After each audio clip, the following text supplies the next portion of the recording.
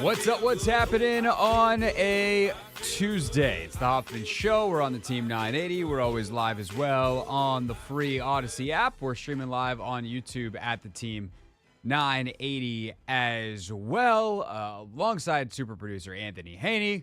I'm the host of the Hoffman Show, Craig Hoffman. That's how it got its name. Today on the show, we're talking about the Boston Celtics winning their 18th NBA championship. Anthony, did you wear the green shirt in honor, or is that just a nice coinky-dink? Definitely a coinky-dink. Because you also wore the green Crocs today. Yeah, I have on a lot of green. I have green in my shorts, green Crocs, green shirt. Maybe it's just divine, I don't know. Intervention? Yeah. That's the phrase you're looking for there. Yes. The Celtics fans certainly would say so because they think that they are ordained by God. But that's a different story for a different time. They certainly are blessed. I'll give them that much. This is a very, very, very good basketball team that absolutely deserves its flowers as one of the best that we've seen in recent memory. They are right up there with any of the recent champions in the recent age of NBA parity. 64 games in the regular season, obviously 16 to win a title. An 80-win season is incredibly rare in the annals of NBA history. There's like a dozen teams that have done it, and they did it by going 80 and 21, like almost an 800 winning percentage. They've been fantastic. And, of course, those numbers are enhanced by the fact that they played a weaker Eastern Conference. That's fine, but at the end of the day, there's other teams that could have stepped up and done what they did, like Philly. They had a healthy Joel Embiid. Like, could they have done it? Maybe, but they couldn't keep him healthy. And he, got some bad luck, whatever. These things happen.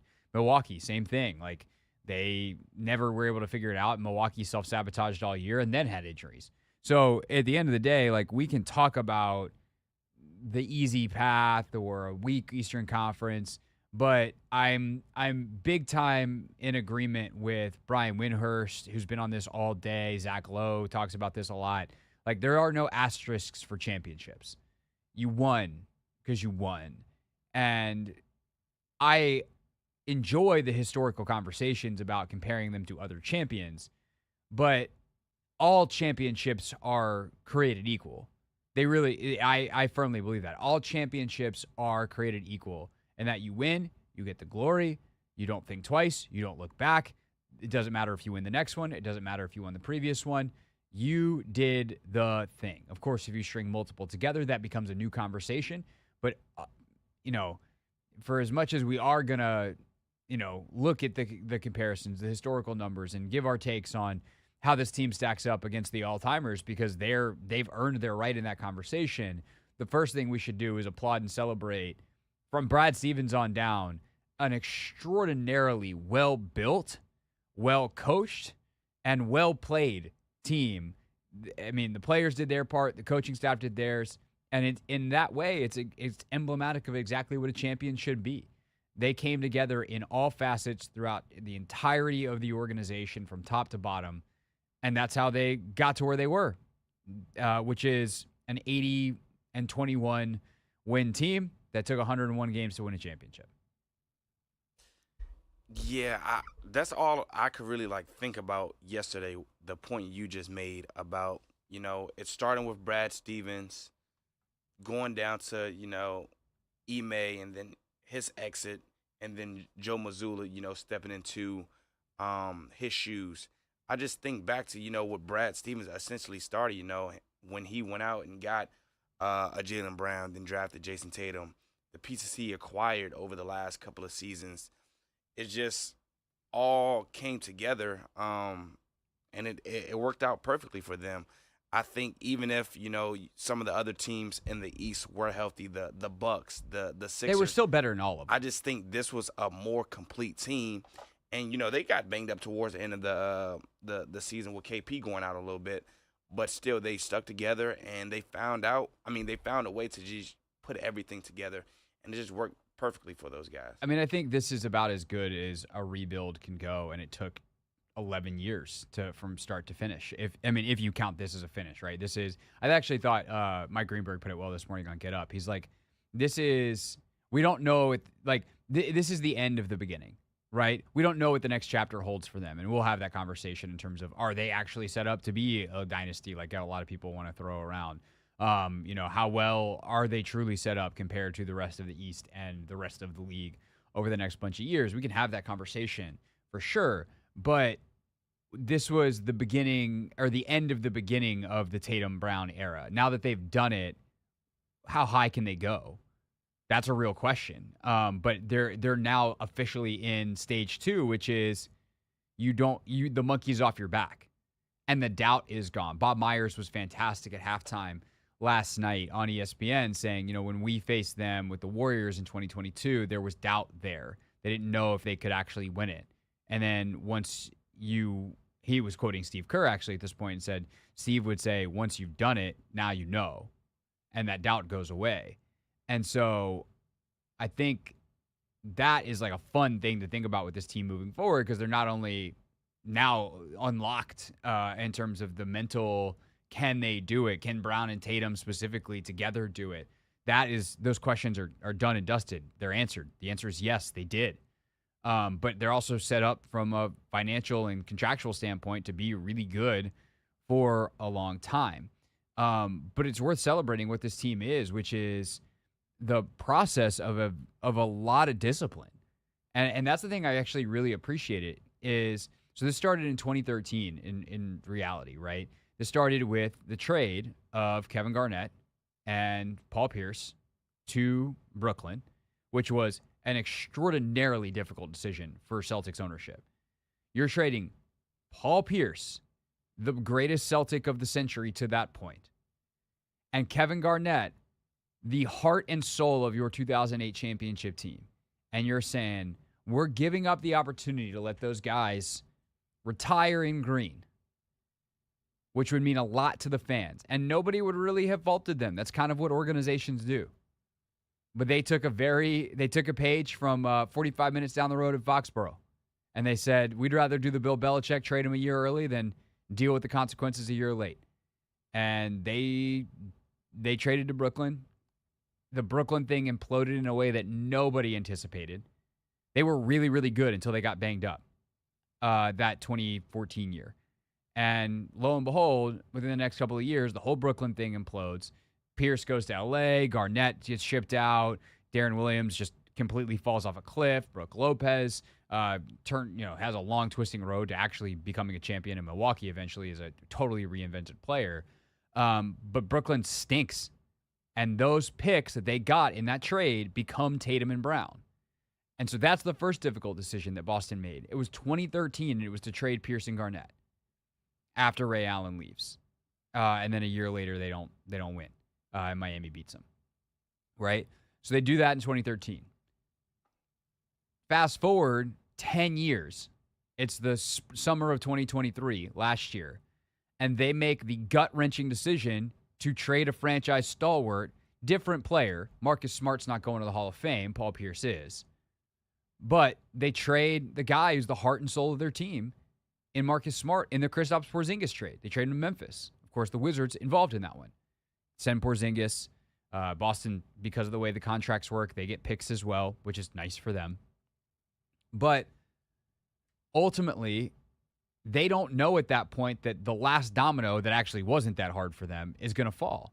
And by the way, that was a really tough day for Boston, not only because they ultimately trade Marcus Smart, but remember, they had a different deal in place, the Brogdon trade. And it falls apart because the Clippers don't like Brogdon's medicals. Or they can't see his medicals, I think. I don't even know if it was they didn't like him. They were like, we're not trading for this dude blind. He's got massive injury issues. And so eventually they flipped the trade another way, and they wind up with Porzingis. And they get really lucky a couple of months later, the day before media day, in the middle of right before training camp, and Dame Lillard gets his wish, gets out of Portland, goes to Milwaukee. Milwaukee is like, okay, we'll give you Drew Holiday, not knowing where Drew Holiday is going to wind up, and Portland flips into Boston, and voila, there you go. And by the way, they also had, talk about tough decisions, that trade involved trading Robert Williams, a guy who a couple years ago in that NBA Finals, everyone said if that dude had just stayed healthy, Boston would have won. They would have beat Golden State. Right? That's how good Robert Williams was thought to be. And they're like, yeah, we're going to we're going to go ahead and take Drew Holiday, as they should have, as no one would possibly argue today.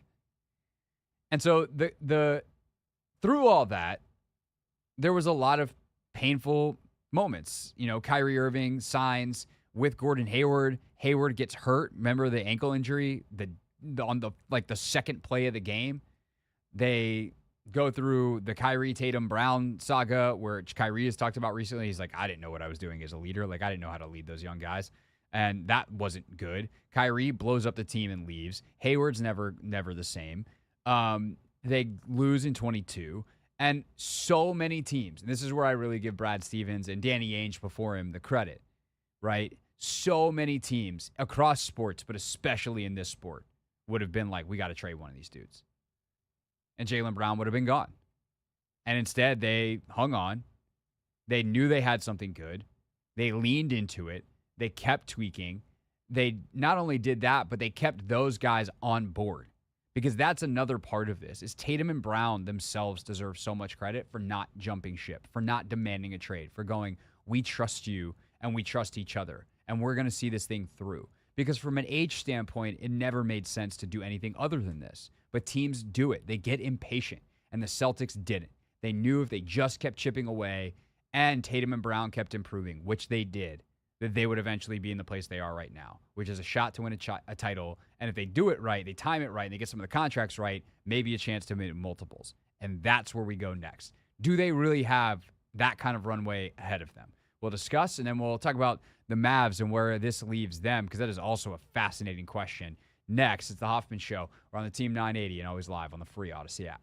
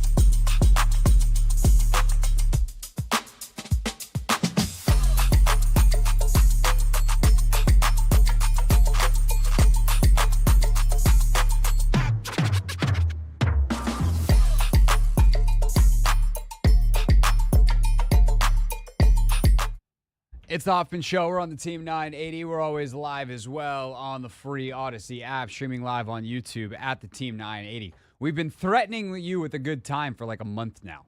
The good time is NBA draft coverage, and the time, Anthony, is here. Coming up 5:30 today, we'll talk to an NBA draft insider, get the scoop on this 2024 class and who the Wizards will be looking at the number 2 pick. We'll be joined by our buddy Keith Smith from Boston of Real GM, talking about the Celtics championship win coming up at 5 o'clock. But right now, Anthony, let's sports radio it up a little bit. Let's debate TV it up because it is kind of fun to think about.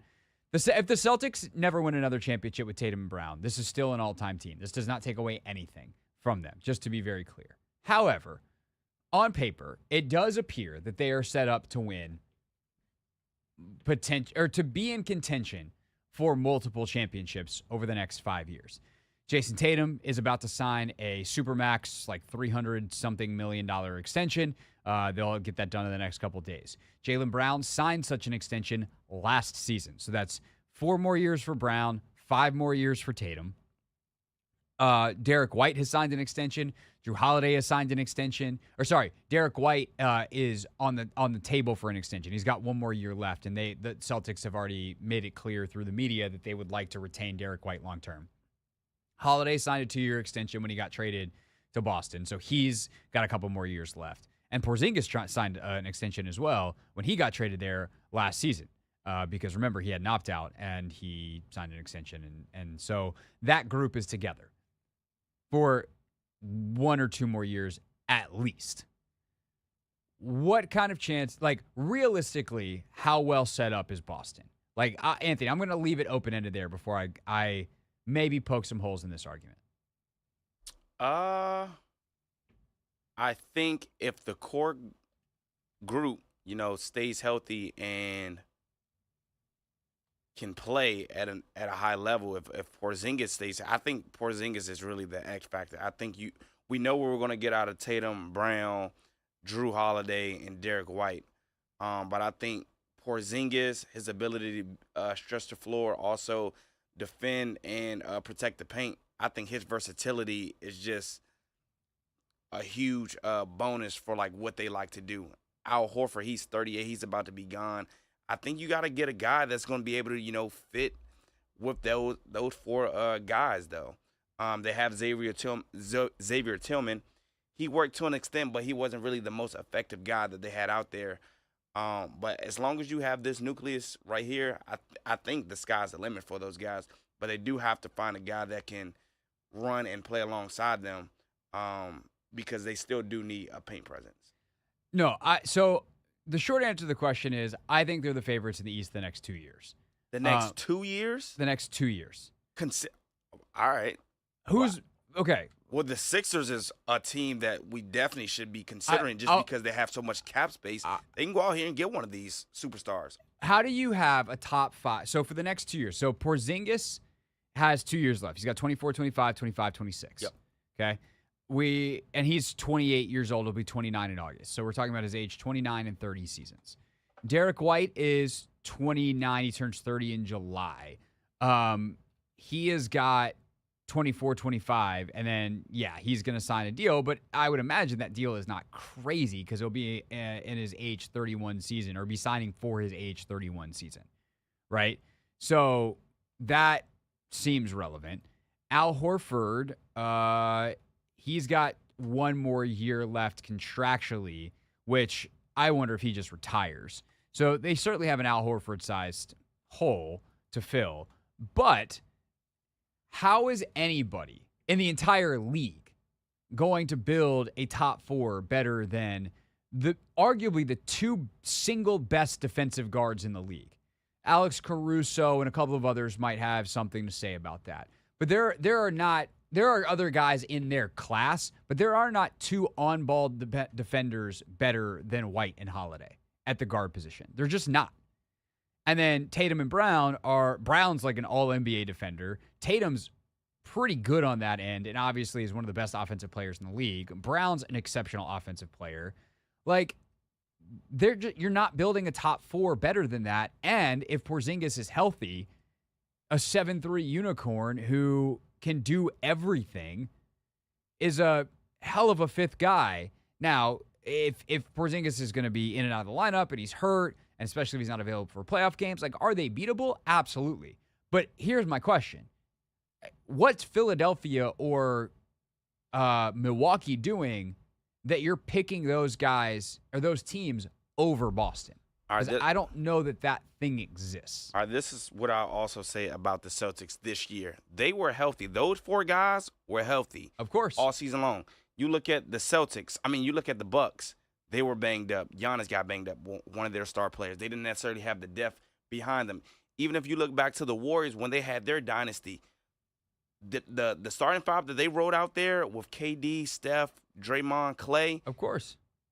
That was very good, like when they were healthy. But when they got hurt, though, on some level, because those guys were all in their athletic primes. But what happens when Kevin Durant got hurt, though? They end up losing the finals because they didn't have the depth behind it. So if I'm looking at this Celtics team, yes, you can keep this forward, but you also have to, worry about the depth. Are they going to have the Sam Houses? Are they going to have the Peyton Pritchards? Are they going to have, somebody like Al Horford to come off the bench to complement them when KP goes down? So I'm more so just looking at the health because of the contracts that these guys have. No team can survive their best player going down and winning a championship. Yeah. The closest was probably those Warriors teams because there's, if you wanted to say Durant was their best player, Curry was still great. And that team, like, I'm not saying that Toronto definitely loses that finals if Klay doesn't get hurt, but I don't think Toronto wins that game. And then who knows if Steph and Klay and Draymond just have to win like 2 games. Like, who knows? They could have won that title without Durant. When Klay went down, then it was over. Yeah, the wheels really fell off. Yeah, so that was a different story. But outside of that 2017 Warriors team, which legitimately had 2 top 3 to 5 players in the game at that time. Like, Steph, Durant, and LeBron were the 3 best players in the sport at that time. Easily. Kawhi knocking on the door. And, okay, outside of that, but with Boston, like, yeah, if Tatum goes down, they're not going to win. But there's nobody that they could go sign if Tatum wasn't expensive that would change that fact. Like, that's just a fact of whatever. So, like, outside of those guys getting hurt, how do you assemble a team? To me, this is the actual interesting intellectual exercise.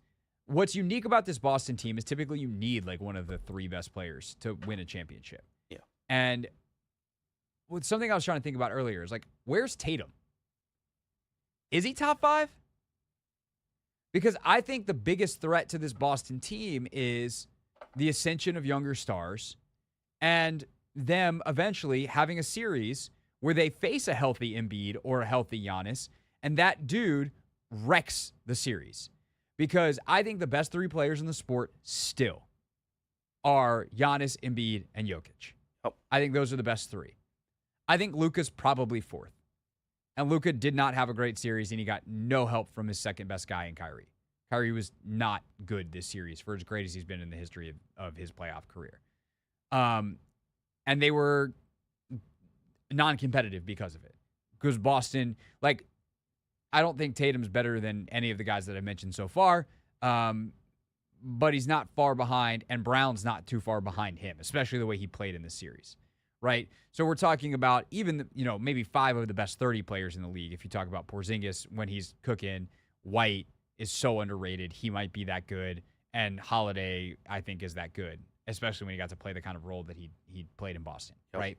So if Embiid is playing like MVP Joel Embiid, can he, with a cooking Tyrese Maxey, beat this Boston team? That's the question, right? Can Milwaukee rebuild or get another one great season out of Dame and beat them? I think it's possible. But then I think the other thing that we have to think about is, one, does Denver bounce back with a better, healthier Jamal Murray, Jokic, Aaron Gordon? Do they rebuild around? Are they going to get worse because KCP is going to get a big contract offer and he's going to leave? And then you have the 2 young stars that could emerge and change everything, which are Anthony Edwards, who got close this year to a Western Conference final. He's coming. Or did make a Western Conference final, and the Mavs we're like, yeah, you're not ready yet. And Wemby. Because realistically, we talk about dynasty potential for the Celtics. We're all waiting for the Wemby era. Now, does that mean they're going to win every single year? No. But do not get it twisted. In the next 5 years, Victor Wembanyama is making the NBA Finals. And once he gets there, we're talking about like a 5-championship kind of player. And one of those comes along every 20 drafts or so. It was Jordan in 84. It was LeBron in 03. And then you have like the Shaq and Steph Curry level players in between. Shaq won 4, Curry's sitting on 4. Duncan, if you want to throw one in between LeBron and obviously Kobe's in there as well. He's got 5. His are a little weird because 3 of them come with Shaq, who's like kind of on that same level in terms of the dominance that he had. But Kobe's certainly a part of this conversation somewhere as well. And we haven't had one of those guys in a while. We've had the Jokic's and the Tatums and whatever. And none of these guys are number 1 picks. But eventually you get a guy that's like, oh, he's the best player, and that dude's going to win a bunch of titles. And that's the entire annals of NBA history. And that dude's Wembanyama. So for as much as we want to say, like, they're set up, 1, Holiday's older than you think he is. 2, Porzingis and White are older than you think. 3, it does get a lot harder to build when you're spending $600 million on 2 players, which they are in Tatum and Brown. And 3, Wembanyama is going to ruin all of it eventually. Like when we talk about maybe not the 3 years, but the 5 years down the line, have fun meeting him in the finals. That's going to be the fun of it, is like, can Tatum and Brown take down Wemby? Luka will be back around. Jokic is still. So like, before everyone gets ahead of themselves and is like, hey, Celtics dynasty. 1, enjoy this. 2, let's understand how hard it was for them to win 1. Understand that they're going to be around. They're going to be competitive for the next 5 years, for sure. But let's not count our chickens before they hatch. What about the Mavericks? What's their role going to be potentially playing spoiler over the next couple of years? We'll put a bow on the Mavericks season next. Again, talking NBA draft later on in the show as well, and more on the Celtics coming up at 5 p.m. with our guy, Keith Smith.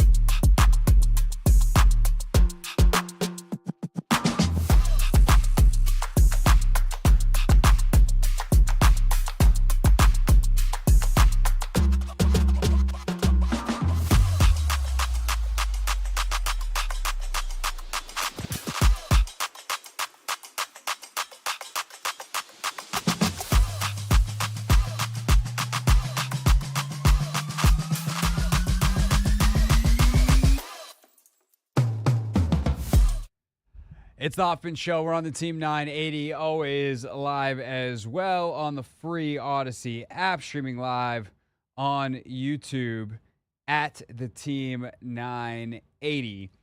So the Dallas Mavericks fall short in their quest for their first NBA title since Dirk and company won it in 2011. I think they're a really interesting team moving forward, Anthony, because they're an example of how fast the NBA moves.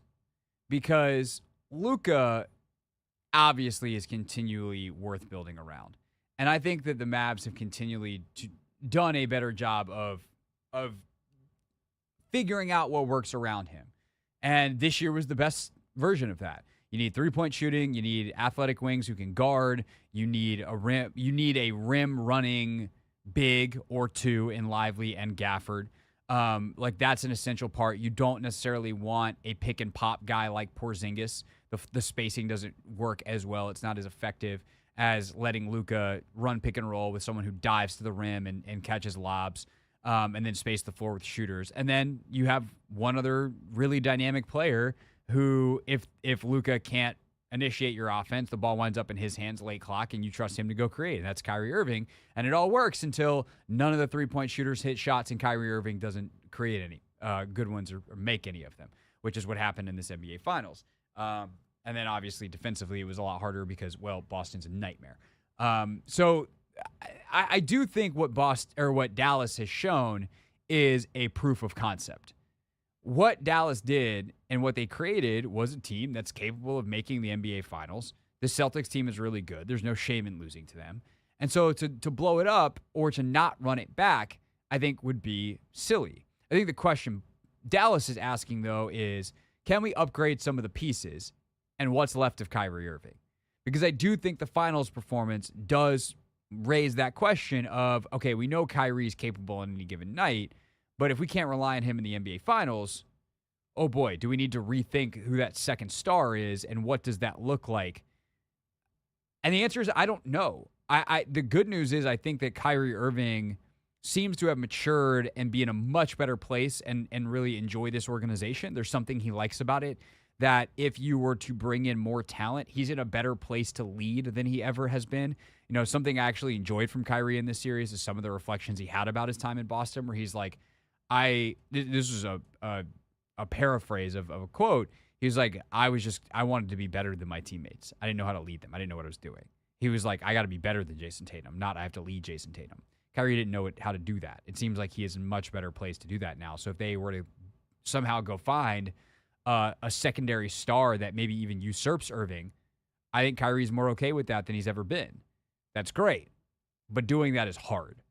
And I wonder if you're Dallas, I guess the real question is, do you just run it back as is or and hope that time, because half this team came together at the trade deadline, that a full season and a training camp and the whole deal is enough to get you over the hump? Or do you feel like you have to try something different because even though you got there, it's not enough to win? I think Dallas is in a good space, to be honest. I do think they sort of kind of met their match when it came to meeting up with the Celtics, who are, one of the best defensive teams in the league. But my thing is, like, what was different from what the Celtics did and what the Timberwolves did to Luka, they made Luka work offensively and defensively. They attacked him on both ends of the floor. So I think it's more so, again, a lot of the blame that I've sort of put on the Mavs has been targeted at Luka. And I think so because, it's deserved. He's the superstar of the team. And I think if he was in a better shape, if he, wasn't a little banged up, if he actually took pride in, playing defense, I think this series would have been a little bit differently. And also, I think Jason Kidd, I love him as a coach. I think he just also has to put, the P.J. Washingtons of the world, the Derrick Jones of the world, in better positions to, get downhill and score easier baskets. I think all the focus and, riding Luka, riding Kyrie is what got them there. But at the same token, like, I just think they needed some help, and they didn't necessarily get the help from the the role players. No, and this is if you look at the Mavs cap sheet, the most expensive guys are Luka, Kyrie, and then the third one is Tim Hardaway Jr., who basically fell out of the rotation because he was so bad defensively. And he had a couple of threes in the Game 4 win, but ultimately was a no-go and is not going to be a big part of what they do moving forward. If they can flip him this offseason as an expiring contract, I would absolutely think that they could. And if they're going to make a deal to acquire another star, his number, his $16 million or whatever it is against the cap, is going to be very helpful in that. But they're also going to grow. I think that the thing to remember is they've got room to grow internally. And this is the thing is can they grow internally while also figuring out who the complementary pieces are? They're in a weird spot because they've got a star in Luka Doncic who is 25 years old. He turns 26 next February. So he's kind of entering the championship window, right? But they've got young guys like Josh Green, who's still, younger than that. Gafford's actually not that old.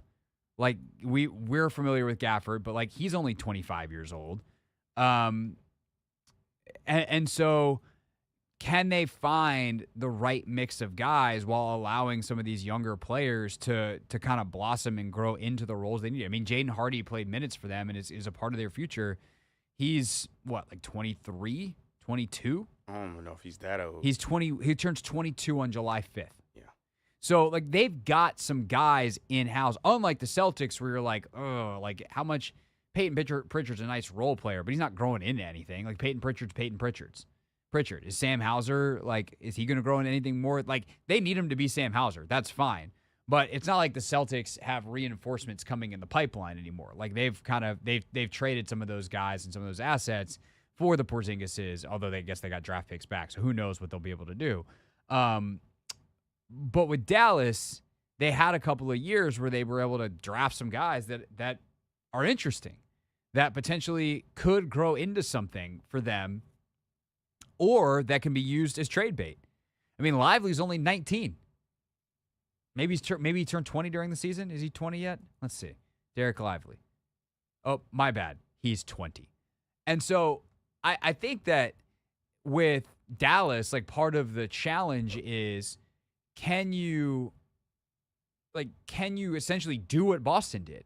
Have the right amount of patience and then eventually find the right pieces. For them, it was White, Porzingis, and Holiday to plug in while allowing your young core to grow together.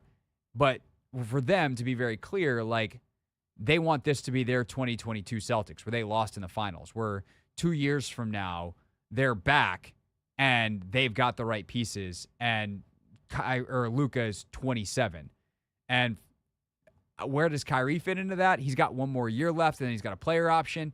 I don't know, but I think that for them, patience and understanding why this year worked and then trying to improve on the margins is the path forward versus trying to do anything crazy and being this wasn't good enough. Which is also, by the way, a hard sell in Dallas specifically because in 2011, they won the championship and they blew it up and people were like, oh my God, what are we doing? And so actually maybe it's not that hard of a sell in Dallas because they just keep it together. But this time you lost instead of you won. And so from a fan base standpoint, are they going to be willing to be patient enough? I would just tell them to kick rocks, and if they're not, and hopefully they're patient enough down there to do it. What would you say to Luka for this offseason heading into next season? Because, again, here's the leaders of this team, and I still think they'll be in this conversation next year. There'll be conference finals. There'll be, or maybe the finals. But I think Luka, a lot of this is going to fall on Luka's shoulders. It is. I mean, that's another part of it, though, is your internal improvement has to come from Luka Doncic. He's got to look himself in the mirror and be like, I can't be yapping at the refs. I don't know how much he really, he needs to dedicate himself on the defensive end for sure, especially, if you look at what Tatum did to him, Tatum did a good job defensively in the finals, and that's part of the reason they win a championship. He also doesn't have to carry the offensive burden that Luka does. And so there is like a fitness, whatever element. I think Luka's continually gotten better shape, and that dude crushes fourth quarters. Like, I actually don't, I think people look at his body type and they just can't help themselves. But, aesthetics aren't everything when it comes to fitness. In fact, aesthetics mean nothing, because there's plenty of people that look shredded. They're Instagram influencers, and they would pull a hamstring if they tried to sprint. So, I think that there's a mentality thing for him, and a continued mental. Like, if I'm Jason Kidd, I'm telling him, like, yeah, dude, we got to get you we're gonna have you continue to work with the team sports psychologist, because I want you to continue to find ways to stay in the right mentality during big moments. And that is more so than any physical thing, I think, the idea for Luka, and that will also impact how he plays on the defensive end. All right, when we get back, we'll wrap up the hour. Final lingering thoughts on the NBA Finals, and then we talk to our buddy Keith Smith about them at 5 o'clock. So the last talking amongst ourselves, then we bring in someone from on the ground in Boston. Coming up at 5 p.m. here on The Hoffman Show.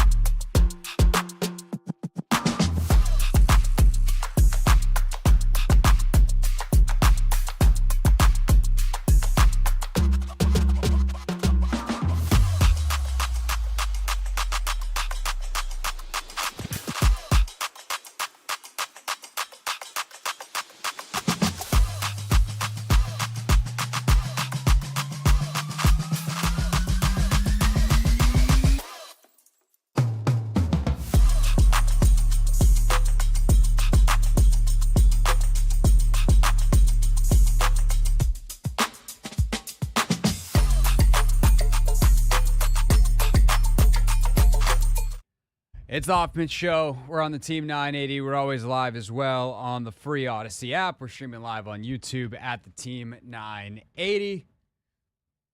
Coming up at 5 p.m., our guy Keith Smith from Real GM talking the Celtics. And there's all these new cap rules. How are the Celtics able to keep this squad together. Keith can give us some of the details coming up in just a few minutes.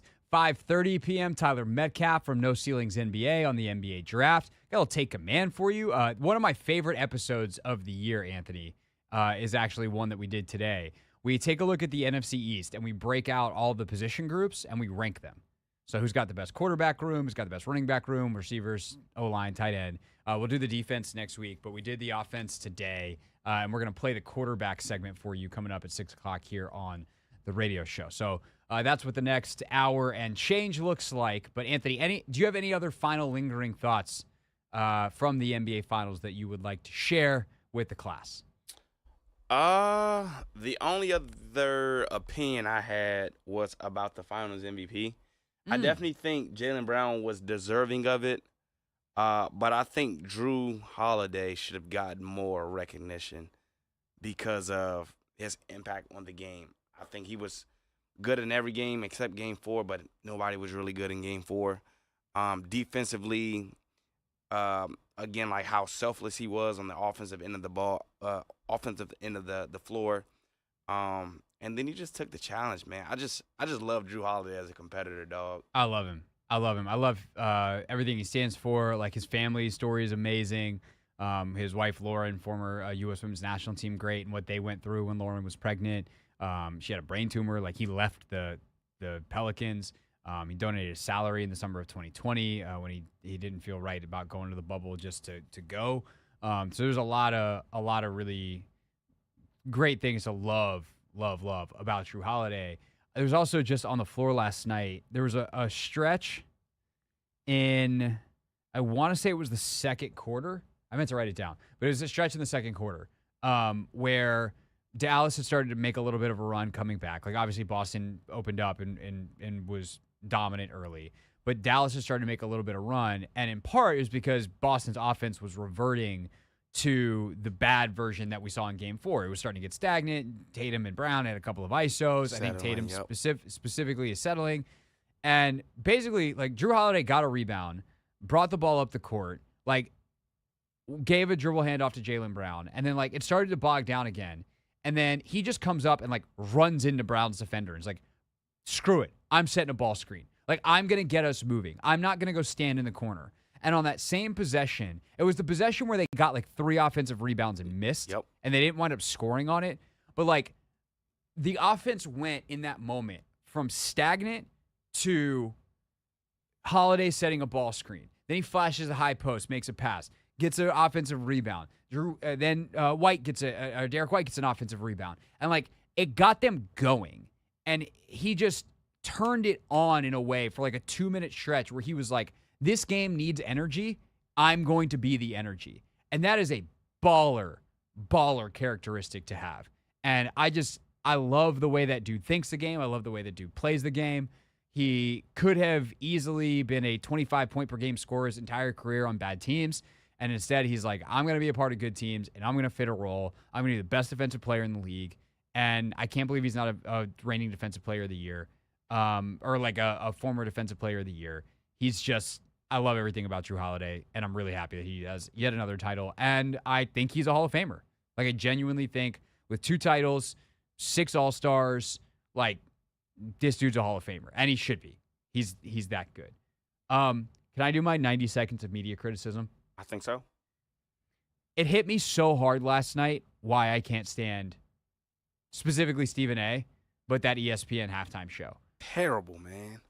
Which I think they're going to change it because, oh my God, how can you not? The criticism that they've received is very intense. I have not seen criticism like this for a show in a long time. And I think there's a large, like, I was in a group text with a couple of my buddies about whether the league wants, like, the finals didn't feel important on television, was the criticism by a lot of people. And I was like, and some people were like, oh, the league just cares about the transactions. Like, I don't know if the league is like that. I think ESPN is at fault here specifically as the main rights holder, because TNT's coverage is not like this.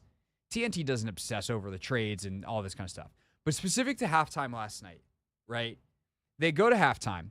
Julius Randle's on the set with Wilbon, Bob Myers, and Stephen A. and Malika.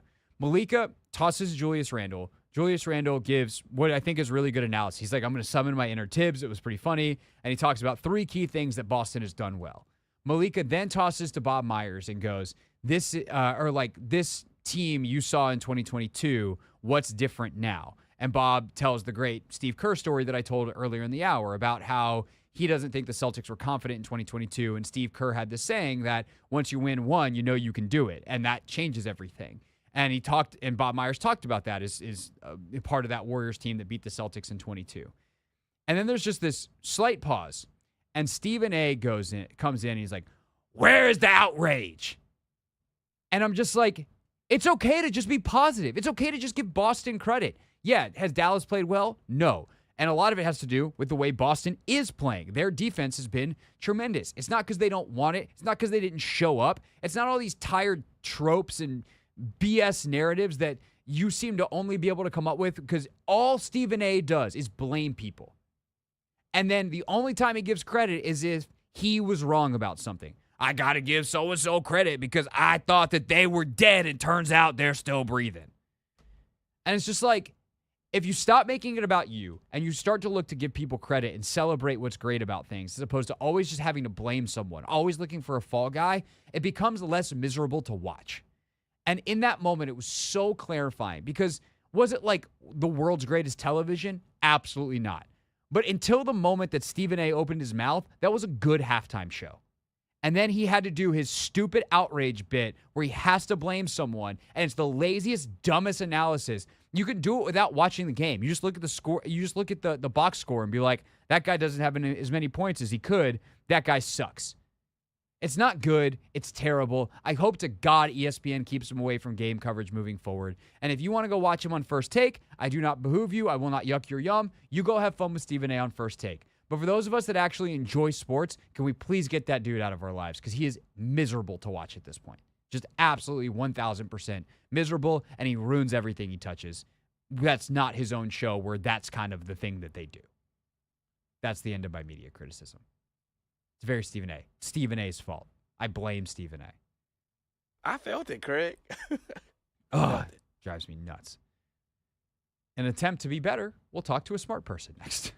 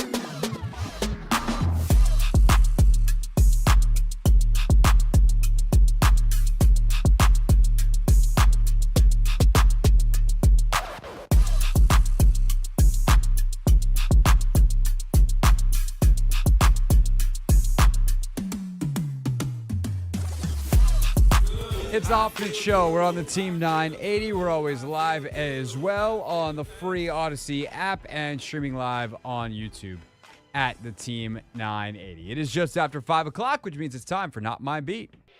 Today's top story from the perspective of someone who's there. You are looking live. This just in. Not My Beat.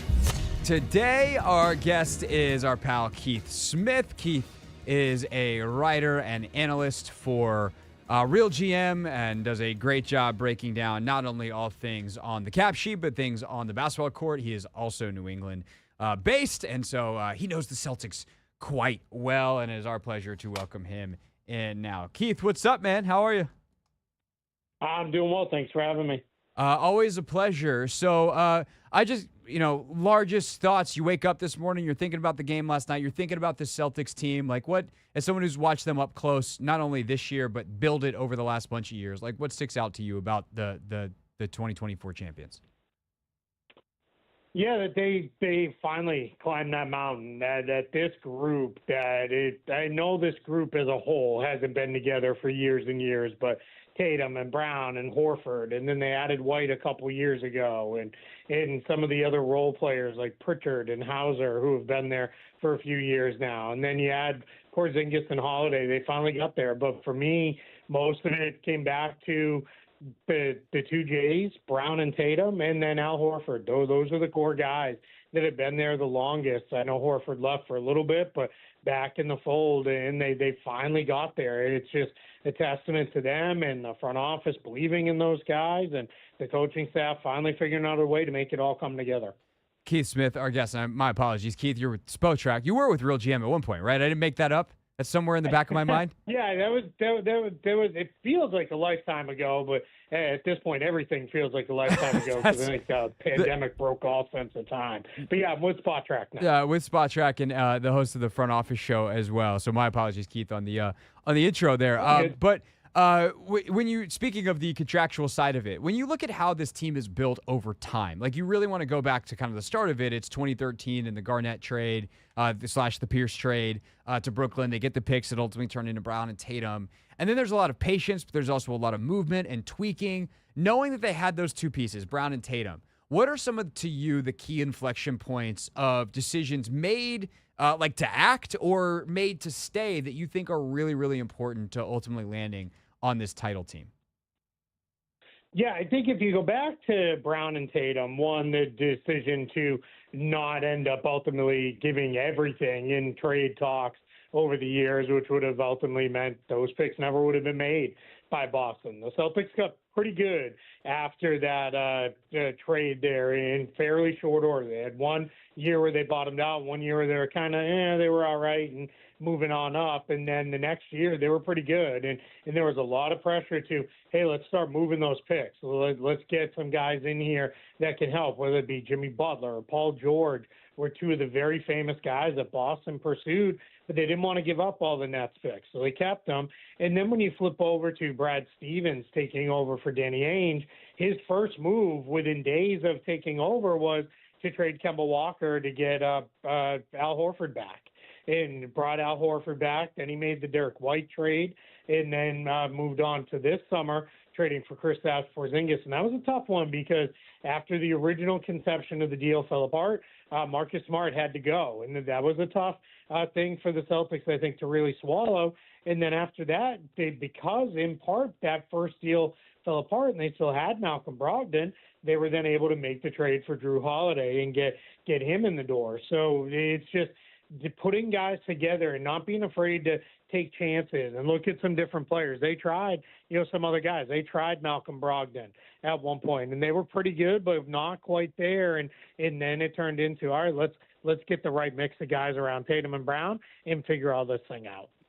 One thing that I think is interesting about a team like this, and I feel like Dallas is in the middle of this process right now, so I'll use them as an example to kind of ask the question here, which is finding what those right pieces are. Like they experimented obviously with Porzingis in Dallas, and it's clear that KP is a phenomenal player, but the fit of a pick and pop style player with Luka doesn't seem to be as good as these dive bombing rim runners like Gafford and Lively. No one in their right mind would say Lively or Gafford's a better player than Porzingis, but they're better fits in Dallas. What are some of the key points along this run in Boston where they figured out who the right kind of players were to pair with Tatum and Brown, and then ultimately land on kind of ultimate versions of those guys in Porzingis, Holiday, and White? Yeah, that's a great point because building a team is not about just collecting the best guys. It's about building a team that fits and is functional and can play together out there and win games. So I think one of the things Boston did early on with Tatum and Brown was they viewed those guys as play finishers. It was we need to have ball handlers, playmakers in the lineup. So initially that was Kyrie Irving and Gordon Hayward. Then that shifted into being Kemba Walker.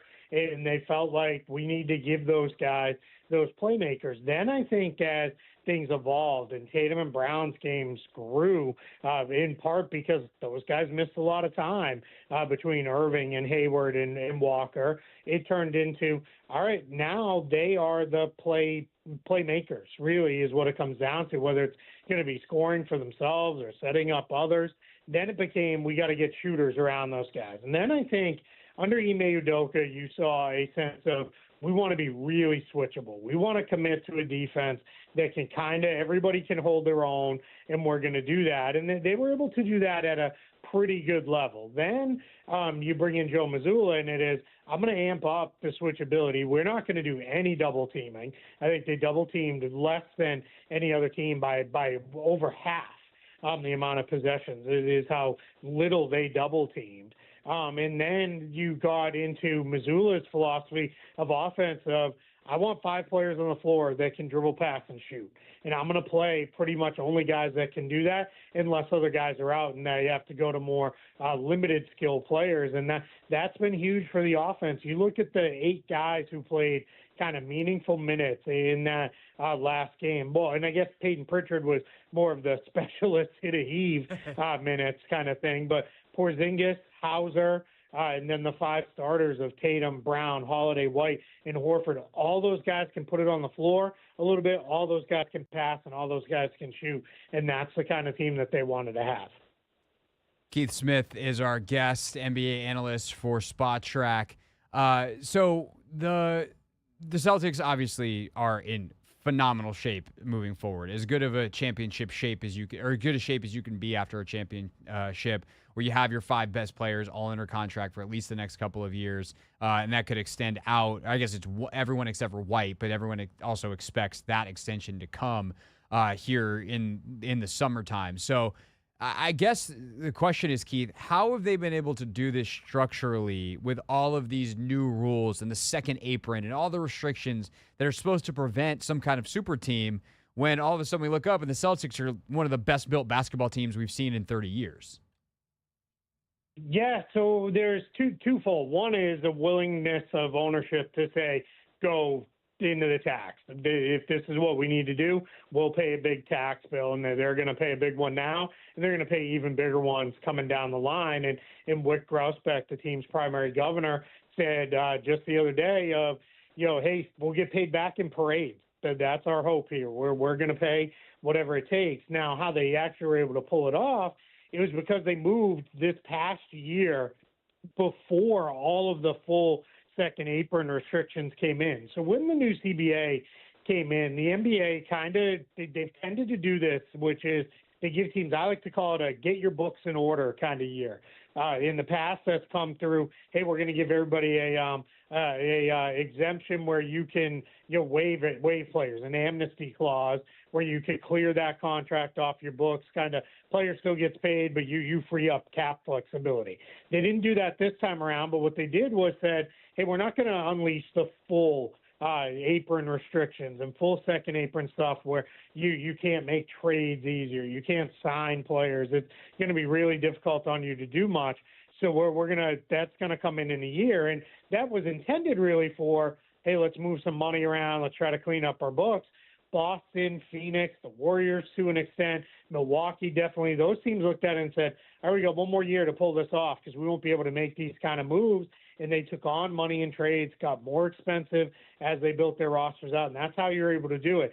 This next year, like starting really right now and going forward over the next month or so, that's not something they'd be able to do. So the Celtics took advantage of that one last window to load up as best they could. And from now, it's about re-signing those players, keeping them, and trying to just continue to refresh and reload the back end of your roster through draft picks and minimum signings and the like.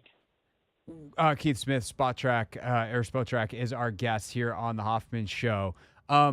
What do you think the biggest threat is to Boston? Because clearly they're set up to compete for multiple years. The idea that they're going to win 3 titles or it's a disappointment. Like, it's really hard to win.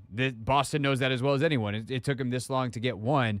I don't think they're doing this, but if we're realistically going, okay, this team is set up tremendously well. They're going to compete. Who are the teams that could take them down?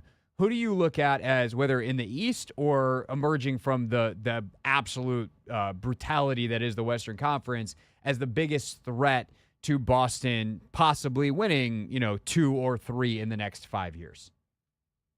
Yeah, I think in the East, the one that we already know about is the Bucks. I get it that they're an older team. They've got injury issues, but they still have a ton of talent on that team. If they can kind of catch one healthy year, they're going to be right there. They're too good to not be in the mix with competing with the Celtics and other teams for the top of the Western Conference.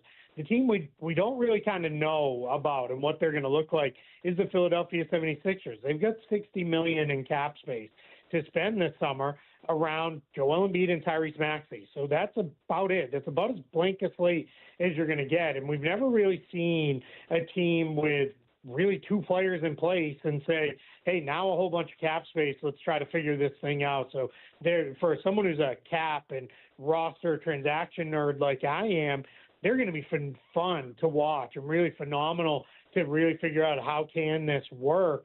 When you get over to the Western Conference, Denver's going to be back. I think Denver had a little bit of that championship hangover season, and I think what people don't realize is when you win a title, you play 2 months longer than everybody else does. For the most part, maybe a couple teams a couple weeks longer, but it's really tough. It takes a lot out of you. And then, guys played in the summertime and the like, and the World Cup, and you just had a lot of guys going through a lot of stuff, and they'll be back. I think Minnesota's still going to be tough. Dallas will still be tough. Team I got my eye on is Oklahoma City. They're here now. They're no longer this theoretical young fun team. They're here, and they're really good. They have $35 million in cap space to spend, the ability to get up to a max salary slot if they really needed it. But here's the kicker.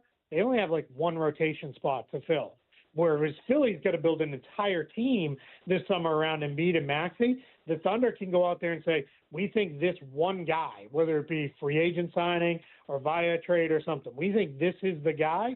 They can go do that without having to really surrender all that much to get there. That's a great point. The last thing in terms of Boston, I'll ask you, Keith, is, I think people naturally, when they think about like a dynasty, like, 5 years. Horford's 38. There's a chance that he's played his last game. He could retire. If I was him, I'd be like, I got my ring. I'm out of here. Y'all have a blast. I'm going back home to the Caribbean, enjoying my family, and then maybe I'll pop around and be applauded 3 or 4 games throughout the season. Holiday is in his mid-30s. White is approaching 30. Porzingis is approaching 30. 5 years from now, like, some of these dudes aren't going to be in the league, nevertheless, in their primes anymore. So realistically, if you're Boston and you're Brad Stevens, what kind of window are you trying to maximize here? Like, how much are you willing to gamble and risk on 3 years versus 5, let's say? And what does that actually functionally mean in terms of roster building?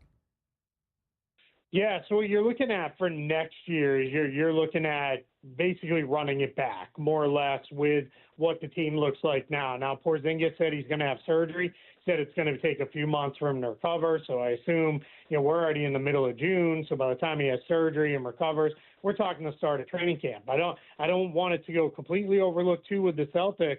They've got at least Tatum and Holiday going to the Olympics. Derek White may join them. We've heard he may be a replacement guy on Team USA's roster. So that's all going to be basically those guys are going to have a few days to have fun and celebrate, and then it's time for USA camp. And then the Celtics and the Nuggets open their training camps earlier by about a week than anybody else because they're going overseas to play in Dubai next year. So the Olympics are going to end, and these guys are going to get home, put their feet up for about a week, and then it's going to basically be, all right, it's training camp time. So I think you're going to be seeing them try to pick off a little bit more veteran depth for the back end of the roster on minimum signings, just so, hey, if we need to take it easy on some of these guys in the opening month of the year, we can do that a little bit, not run them into the ground before things really start. So you got next year, definitely is open. The year after that should be. Then I think what you see is they start to maybe transition just a little bit into, all right, do we need to think about moving a Kristaps Porzingis? Do we move Drew Holiday? Is that the direction we look to go? I think they gave him a contract that I think everybody looked at and said, that's an awful lot of money, but part of the reason he got an awful lot of money is we need to trade you. We're not going to feel bad about sending you out with a ring and maybe a couple rings and $60 million left on your contract. So really, it's definitely at least a 2-year window beyond this season, and then from there it becomes how do they retool the roster around Tatum and Brown, who will both be on the supermax contracts and making combined over $100 million. That's going to be the question for Brad Stevens and crew. Yeah, and I ask you that question, Keith, not to hey, if you're in Boston, celebrate like crazy today. Like, rings are so hard, even though Celtics fans are like, yeah, we got more of them than anybody else. Like, we know, pipe down. But, it's worth celebrating one. But people are so quick to look ahead and be like, wow, this team has got its core together, and just so much has to go right. And also, the windows are always shorter than people think. And so I think your answer there does a really great job of illustrating that. And as I said earlier in the show, Keith, we're all just waiting on the Wemby era anyway. And let's say, Boston's got the next 2 years where they can keep this all together and everything's hunky-dory. 3 years from now, is Victor Wembanyama playing in his first NBA Finals, whatever the Spurs put together? It's certainly possible because he is that level of superstar, and the history of the league tells us eventually this era of parity that we've been in for the last 5-6 years is going to come to an end, and it's probably going to be him that ends it. Yeah, absolutely. Everything goes in cycles in the NBA where someone's going to have the great idea, maybe it's 3, 4, 5 years from now of, what we should really do is load up with 3 stars on one team and just try to chase it that way versus right. These teams that are now prioritizing a little bit of depth in the like. That's going to be, potentially the way this goes. So, yeah, you're absolutely right. I think personally for me, it's Wembanyama versus the Thunder. That's going to be the battle that I think we're looking forward to for several years to come in the Western Conference. But we never know how quickly these teams can go. I remember back, the Thunder made that finals against the Heat, and we're like, well, this is it. They lost this one, but they're here. They're going to run the NBA. They haven't been back since. That's how much things can change. And to that point, Brad Stevens, only partially joking, last night said, when they say, Coach, how long are you going to give yourself to enjoy this? And he said, we're going to enjoy it tonight, but we got a draft workout tomorrow morning, and, that should be fun. So that's kind of the mindset of you get one, and then it's right back to work. Yeah, I'm very fond of saying the NBA calendar waits for no one. No, that is true. Can you imagine being Brad and probably more of some of his scouts and the assistant GM, et cetera, this morning? You're definitely hungover at that draft workout, right? I got to imagine there were some front office members in there not feeling so good. And one of the things that I believe was one of the Boston-based reporters tweeted out was there's a draft workout, and they said, I can tell you with all certainty, the members of the front office who were all there, the whole staff, went in for the draft workout without having gone to bed yet. Yeah, no doubt about it. And I just imagine being the player being like, what are y'all doing? Why did we schedule this today?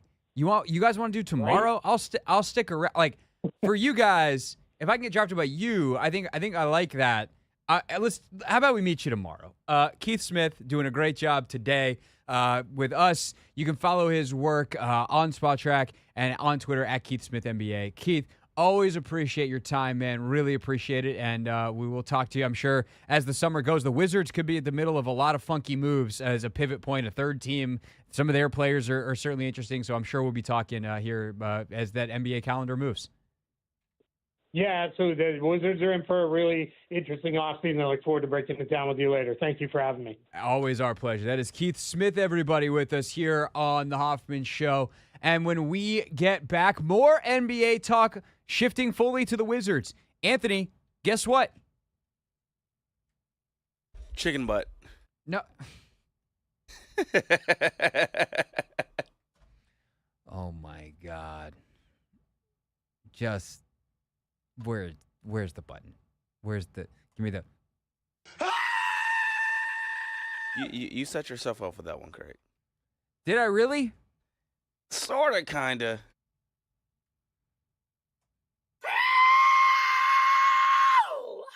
All right, I'll take a real guess. I'm talking about the Wizards. Okay, that's all the screams. It's draft season Yes. because the finals are over and the draft is 9 days away. So time to learn about the draft class. Time to brush up on our French because there's a lot of French dudes. So let's talk draft next. An expert will join us to teach us stuff. And I'm going to go teach Anthony about making jokes that were funny in the first grade on our radio show.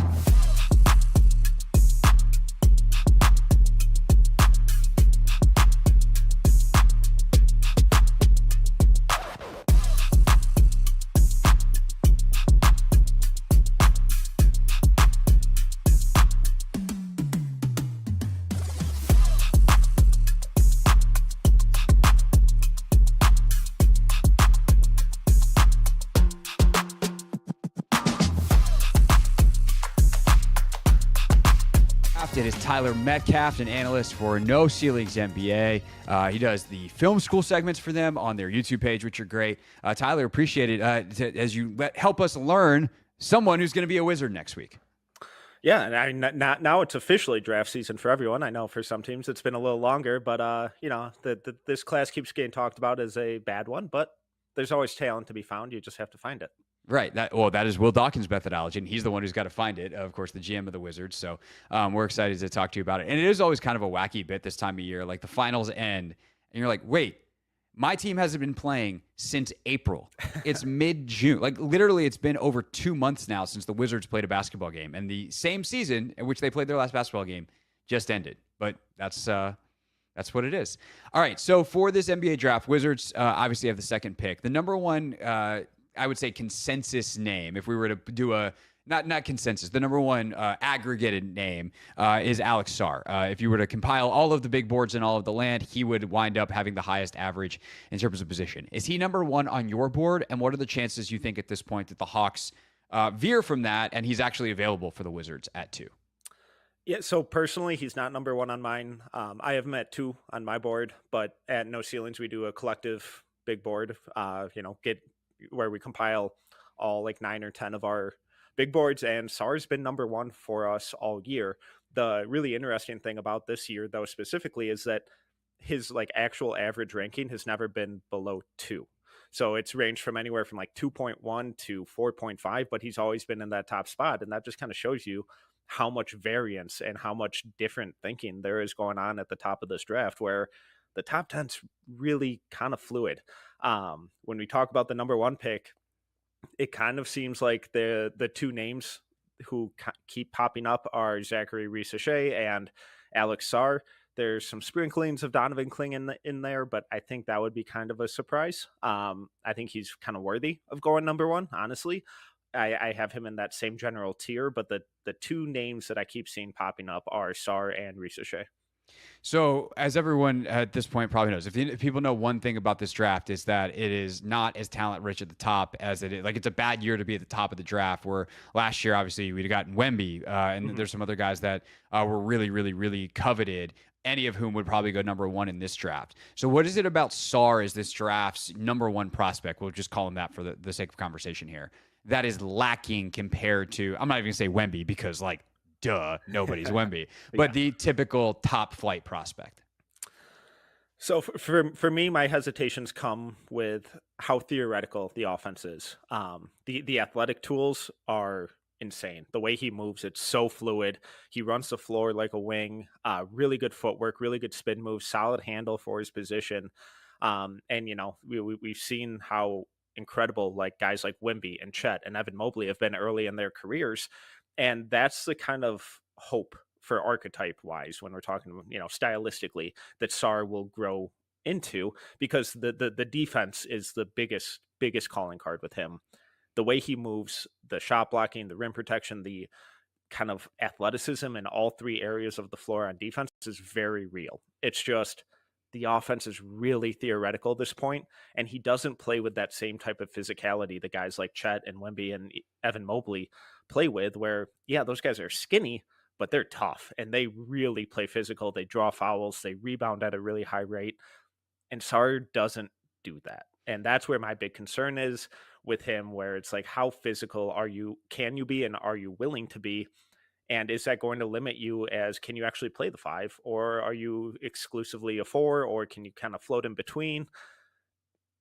If he's not going to be super physical, if he's not going to be a big time rebounder, it really concerns me about him being a full-time 5. One thing that Michael Winger and Will Dawkins talk about a lot with the Wizards is the human side of it, and trying to understand who these guys are as people, because that's going to ultimately tell us what they can become from a potential standpoint. And like, can you coach that into a guy? What do we know about Sarr's makeup and kind of how his growth trajectory has been, where teams may or may not feel like he can take that kind of step? Because I would tell you, as someone who's covering the Wizards, that if you don't have that physical toughness, like, Brian Keefe's not going to want you. That's one of his calling cards. If you're not willing to grind like that, you're not going to be a part of the culture they're trying to build here. So is Sarr the kind of kid that they look at and be like, yeah, he hasn't done it yet, but we feel good enough about him that he can become that.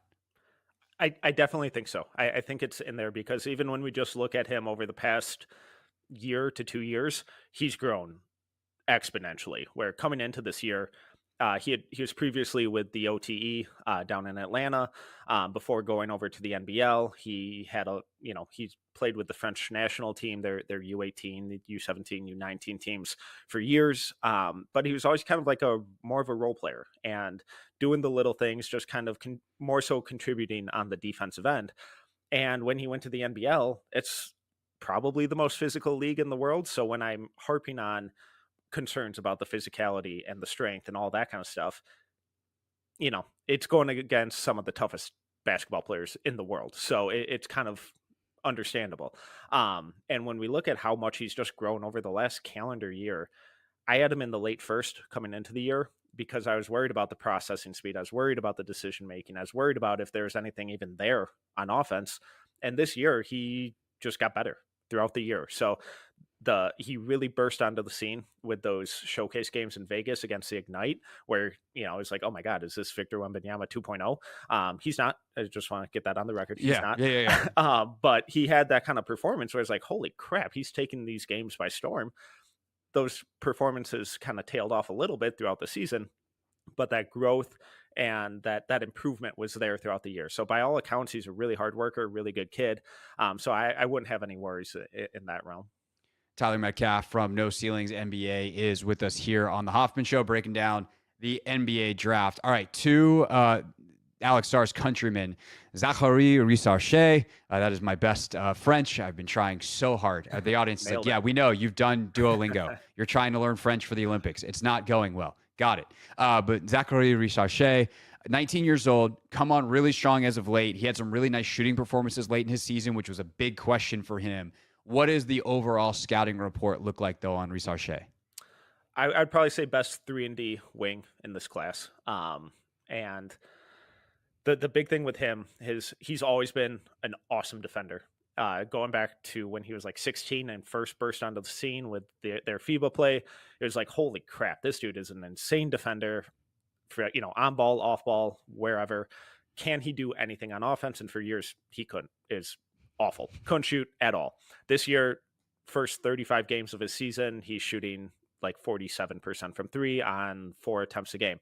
It's like, oh my God. Like, that's why he was at the top of everyone's board for so long, had like a 2-month kind of shooting slump where those numbers dropped, but they still only dropped to 39-ish%. And like you said, he finished the season on a strong note. So playing about 50 to 55 games, which is at least 20 more than basically everyone in college, and still shooting 40% on solid volume. It's like, okay, I think the shooting improvements are very legitimate. Is he going to be a 45% shooter in the NBA? Probably not. Tough to do.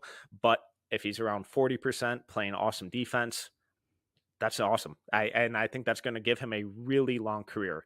The hesitation with him is there anything in terms of on-ball creation? And when you're taking a guy number 1, 2, 3, you want that kind of offensive creator upside. You want that franchise cornerstone upside.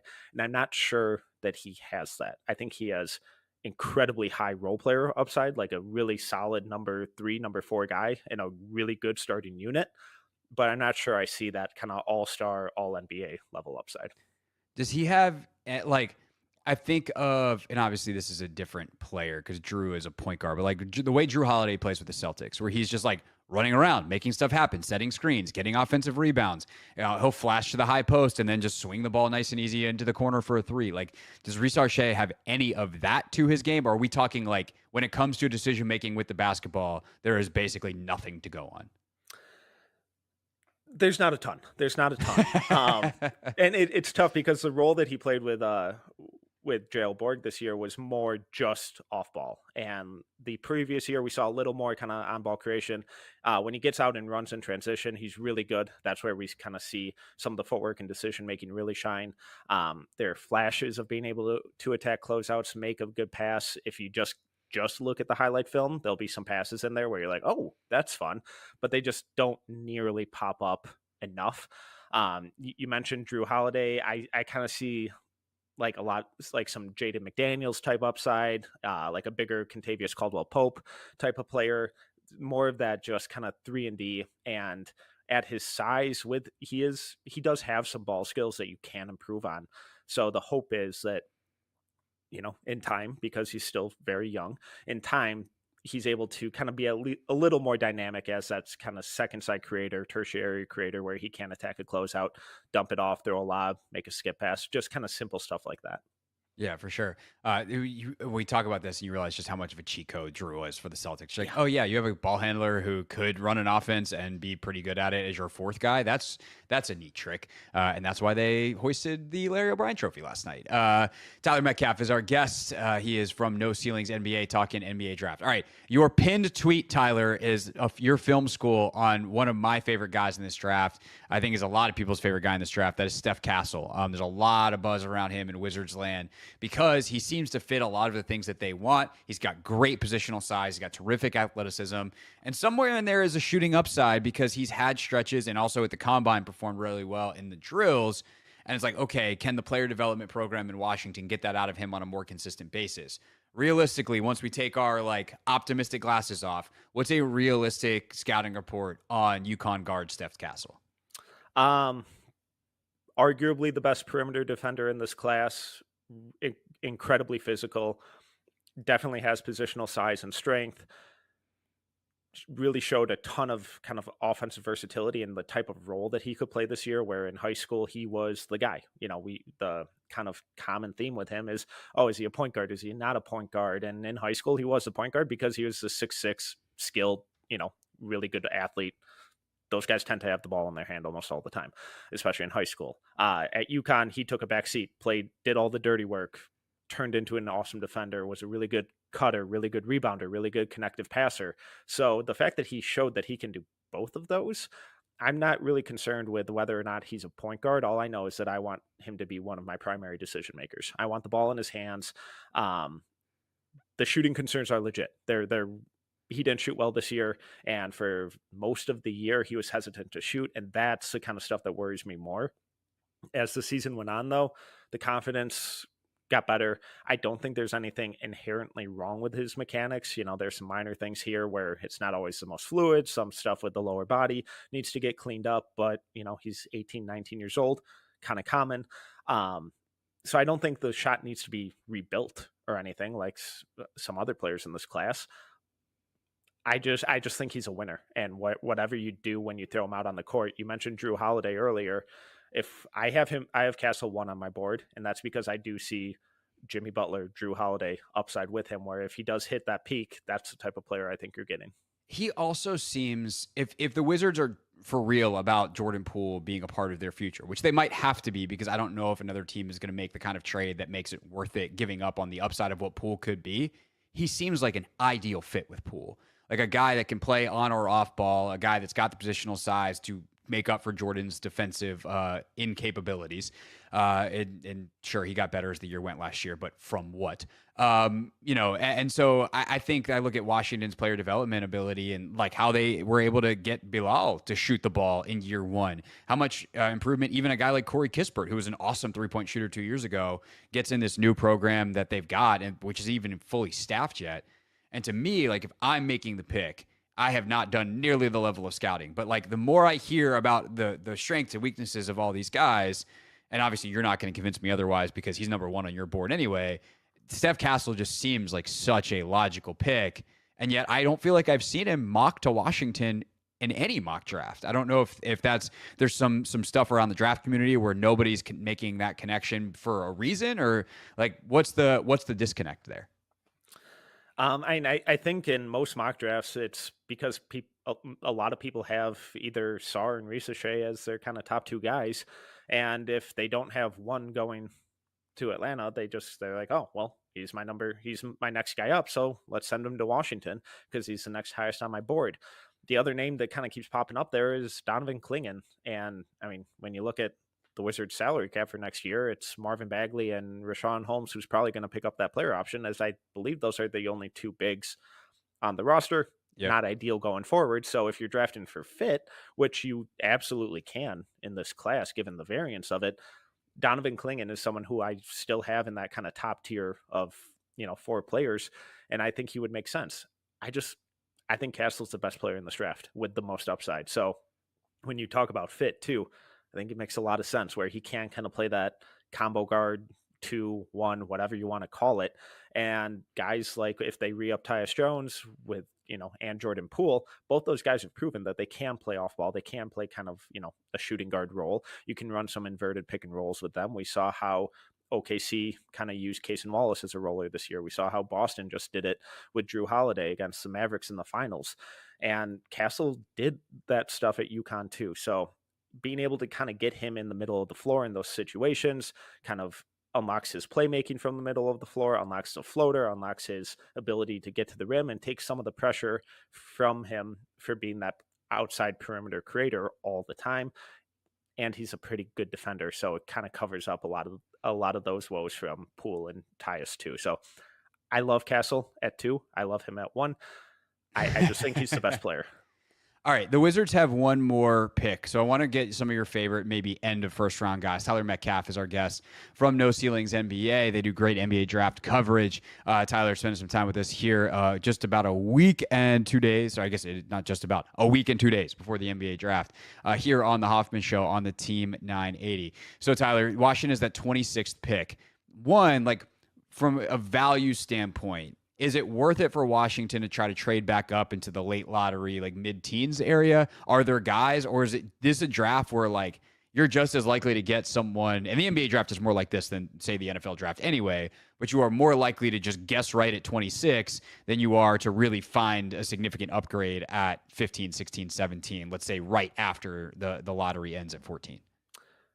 Yeah, I think in this one, you just kind of stand pat and just take who falls, because there's variance among the top 10. There's even more from, depending on what team you talk to, their number 15 player will be some other team's like 80th player, where it's like, who knows how the rest of this first round is going to go, which should make draft nights now even more fun. So there are going to be teams that inevitably end up reaching on guys that other teams have a lot lower. So I think unless, there's clear value in trading up, your guy's there, cost isn't too bad, you make the move, you go get your guy. But I think they're fine kind of staying at 26, where I think the Wizards have to come away with a center in some form or fashion, whether it's Donovan Clingan or Alex Sarr at 2, or a guy like Yves Missy, or maybe Kyle Filipowski if he falls a little bit. Duran Holmes is a really interesting one. And then even guys from like mid-majors like an Enrique Freeman or Jonathan Mobo, who I wouldn't be surprised if they end up sneaking into the first round because of how tough they are as players, how skilled they are, their rebounding, their ball skills, and how much that they improved year over year. So I think those are kind of some of the deeper cut names at the center position that they could keep an eye on. Yeah. Filipowski from Duke is a guy that was a lot higher coming into the year. Why did he fall where he is all of a sudden someone who's going to look at in the 20s probably? My concerns with him offensively are he's billed as a stretch 5, but we have 2 years of him not shooting it. That seems an issue. That's does. one of my favorite. Like, this guy's a stretch 5, but he can't actually shoot. It's like, oh, well, that doesn't actually help you. Yeah, and I've talked to plenty of people who are smarter than me in terms of shot mechanics, and they're like, the form looks awesome, the mechanics are perfect, it should go in, I think it will go in, and I'm just kind of at the point with him where it's like I just need to see it. I need to see it before it happens, or before I buy in on it. And then the sales pitch I keep hearing from everyone is still he could be Kelly Olynyk, and then most of the team scouts I've talked to don't see it. They don't buy the ball skills. He's a really awesome passer, but they're not sold. Is he a 4? Is he a 5? Can he defend NBA's or like NBA wings and forwards in space? Can he actually protect the rim? He's an awesome rebounder, really physical, which leads to him drawing a ton of fouls. It also leads to him fouling a lot. So there's some inconsistencies there. Some people have him late lottery. I'm not quite there yet. For whatever it's worth, just put this in the back of your mind. Marvin Bagley wasn't bad as a Wizard last year. He just didn't play enough. True. But he was actually good. Am I the last person on earth with Marvin Bagley stock? Because I think I bought some really low when he came here and started playing well. So we'll see obviously what they do, but I don't disagree with you that long term getting someone in there with some upside is probably a smart play for the Wizards. Tyler Metcalf, you can follow him on Twitter at TMetcalf11. Follow No Ceilings NBA at No Ceilings NBA. And make sure you check out their YouTube channel for Tyler's Film Room breakdowns. Tyler, appreciate the time, man, and enjoy the draft next week. Absolutely. Appreciate you having me. This is the Hoffman Show on the Team 980 and the Odyssey app.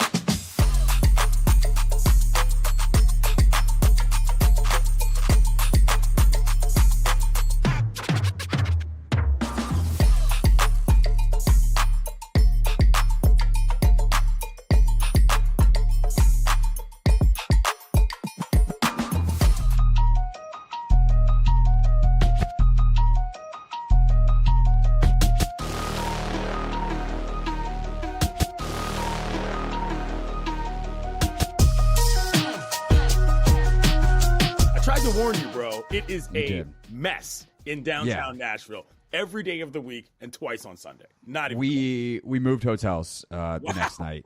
I still am waiting on my refund for that.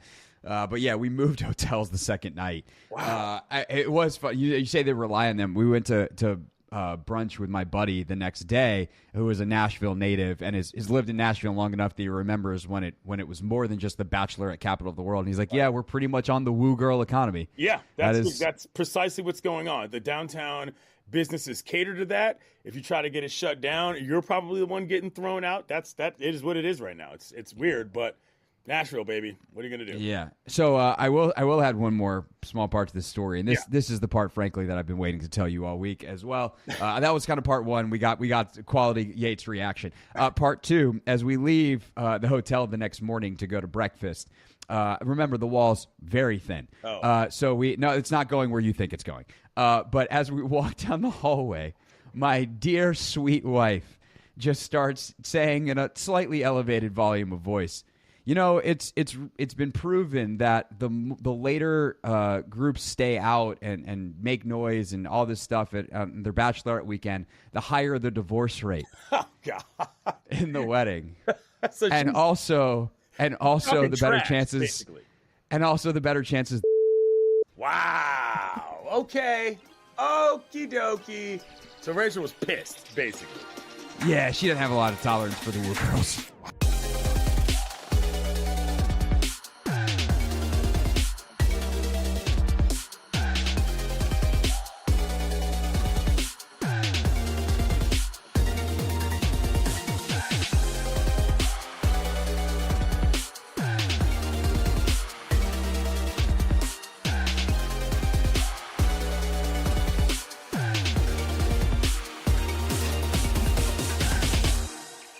They say on the internet, like, feel free to post stuff, you know, like your friends' photos, do whatever. But like whatever you do for your own well-being, don't read the comments. Comment section, bad idea.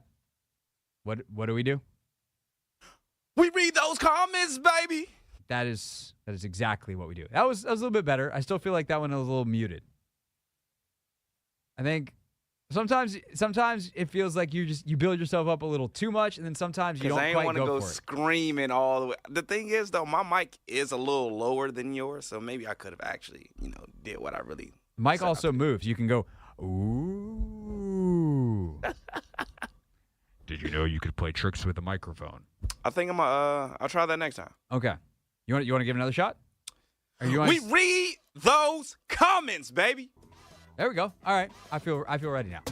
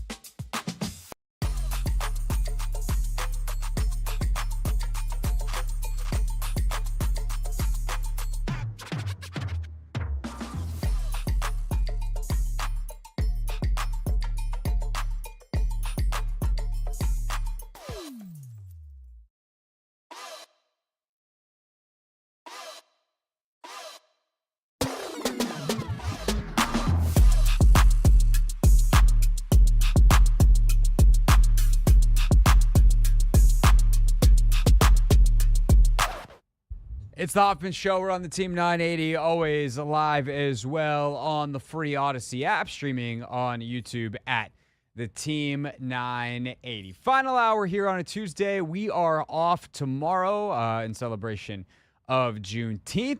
Hope that you and yours are able to take the day as well. But we are back on Thursday and Friday, so kind of a pair of doubles this week, if you will. Logan and I, we take no breaks. Take Command marches on. We're actually recording at a stupidly early time tomorrow morning because Logan is headed to a wedding.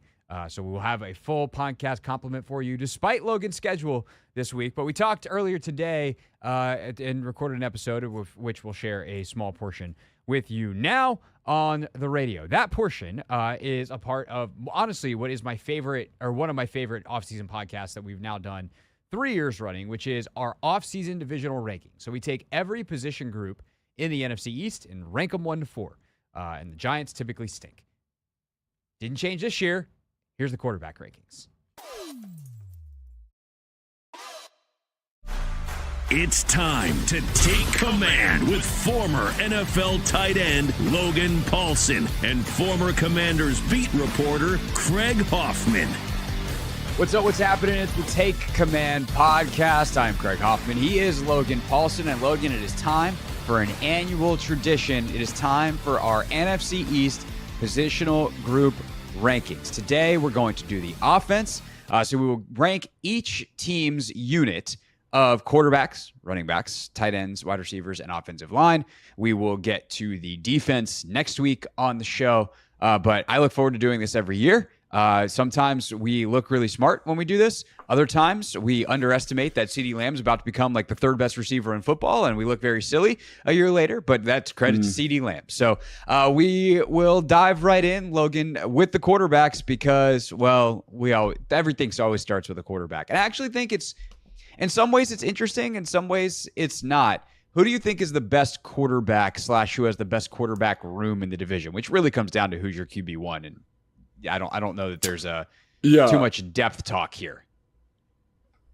No, I think for me, it's obviously the Dallas Cowboys with Dak Prescott. I think, everyone he tends to be much maligned in terms of kind of how the nation views him, but I think he's very productive. I think depending on the season, he's top 8. Sometimes he's sniffing top 5 in terms of production. Like last year, he was outstanding. Obviously, there's the playoff meltdown, but I think when you look at the body of work, like he's got to be the guy. And I know there are some limitations to his game, but he kind of reminds me of like a Kirk Cousins plus. He's a guy that makes your team better, elevates your skill position guys, has a little bit more playmaking ability. So for me, I think he's got to be definitively the number one guy, right?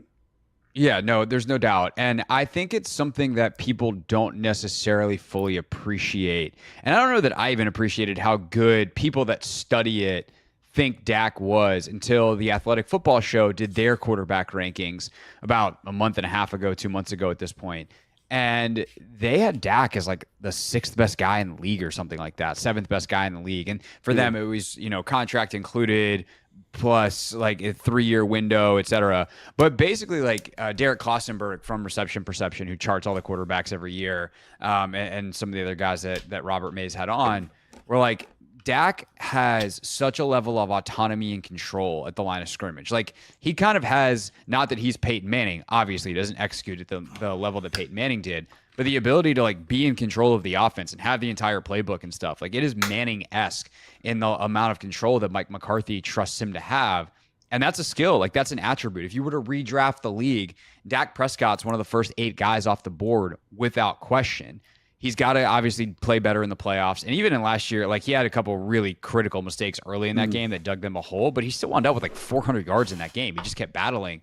And so if you make it situation agnostic, it's a no-brainer that Dak Prescott is the best quarterback in the division. And that's with Jalen Hurts, who was the MVP, 2 years ago? But I think if you just look at the actual player, situation agnostic, who's the best? It's Dak, and it's not close.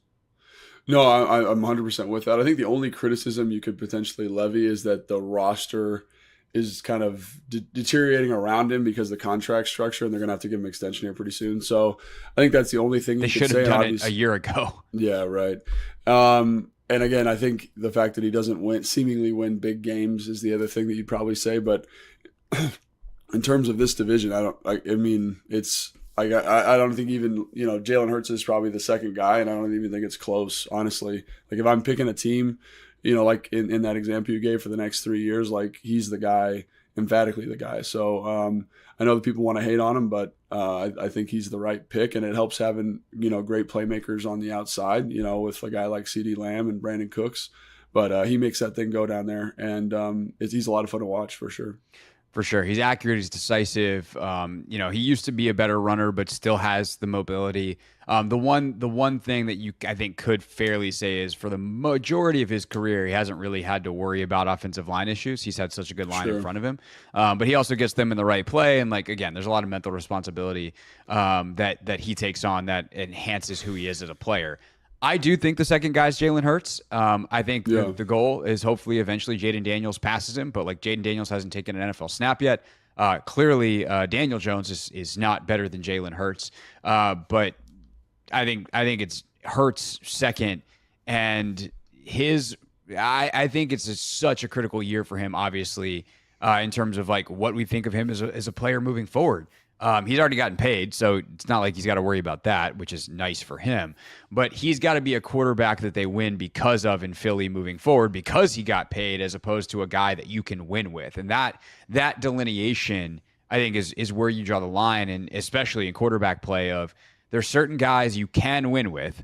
There's certain guys that you win because of. And if you're going to pay a guy, he better be a guy that you win because of. And I think that's the question for Jalen Hurts. And for Kellen Moore, by the way, taking over as OC, can he turn Jalen into that guy in 2024? Yeah, I 100% agree. And I think they're, watching him in the first 10 games or so last season, you kind of thought, oh, maybe he is a more dynamic playmaker than you want to admit, right? At least I wanted to admit. But I think you still saw some of the issues from a technical quarterback perspective, holding on the ball too long, not anticipating throws, not trusting space in the defense, which leads to him holding the football. And it works out well for him because that offensive line there is just that good, that he can hold the ball back there and make those plays. Also, I think getting away from running him really hurt what he was able to do throwing the football. It kind of presented more complicated coverage structures. And again, that this is not all on him. He's learning a new offense last year, and that offense was really, I think, kind of overly simplistic and didn't put him in the best position to be successful. When you watch that offense last year, it was pretty much we have AJ Brown, we have what's the tight end's name? Smith. Dallas Smith, Dallas Goedert. We have these three guys that can win. Our offensive line's awesome. Jalen, go figure it out for us. And so there's a lot of off-schedule stuff, and it's just, and again, that's very applicable in today's NFL, but it's just hard to live like that all the time. And that's kind of what they were doing. And they didn't run him as much. He went from being the quarterback that ran the most, had the best running percentage in 22 to the lowest or the worst in 23. So it was a pretty dramatic shift. And it really, really hurt that offense, I thought, because they went from kind of this, it was a really brilliant, it was such a brilliantly innovative play. Now everybody in college done it, where it's it's a zone read to a pass concept to a run. So it's really, truly triple option, but kind of structured for the NFL. And it's just, and he ran that masterfully. So he got a ton of completions. He got a ton of rushing yards. And then he took that out of the offense, and I think it really hurt him. And I think the other thing there with the contract is they always, when they were good, so for the last 3 or 4 years, they relied on being the better roster. And they were often the better roster for a very long time. And now, because of the contract structure, I think it's starting to level out a little bit in terms of guys they can re-sign. Their right guard from 2 years ago, who was maybe the best right guard in football, leaves and goes to Detroit. They have to fill that need with a rookie, Tyler Steen from Alabama, right? So it slowly kind of eating away. And you look at the receiver depth at the moment, it's nobody. It's a bunch of rookies because they can't pay anybody outside of that first room. So and as a result, to your point, a lot of responsibility falls on Jalen, to make plays. And to me, I'm just not confident enough, if he's not running the football like he was in 22, that he can do that exclusively as a passer. Yeah, the way Howie Roseman, their GM, has built it is really interesting because they have paid most of their stars. And it's hey, these guys are worth it. We'll fill it out. And I actually don't necessarily disagree with that strategy. It's hey, you want to know who wins football games? AJ Brown, Devontae Smith, Jalen Hurts. They've got guys that can help you win games, and then you fill in the rest with rookies and bargain guys.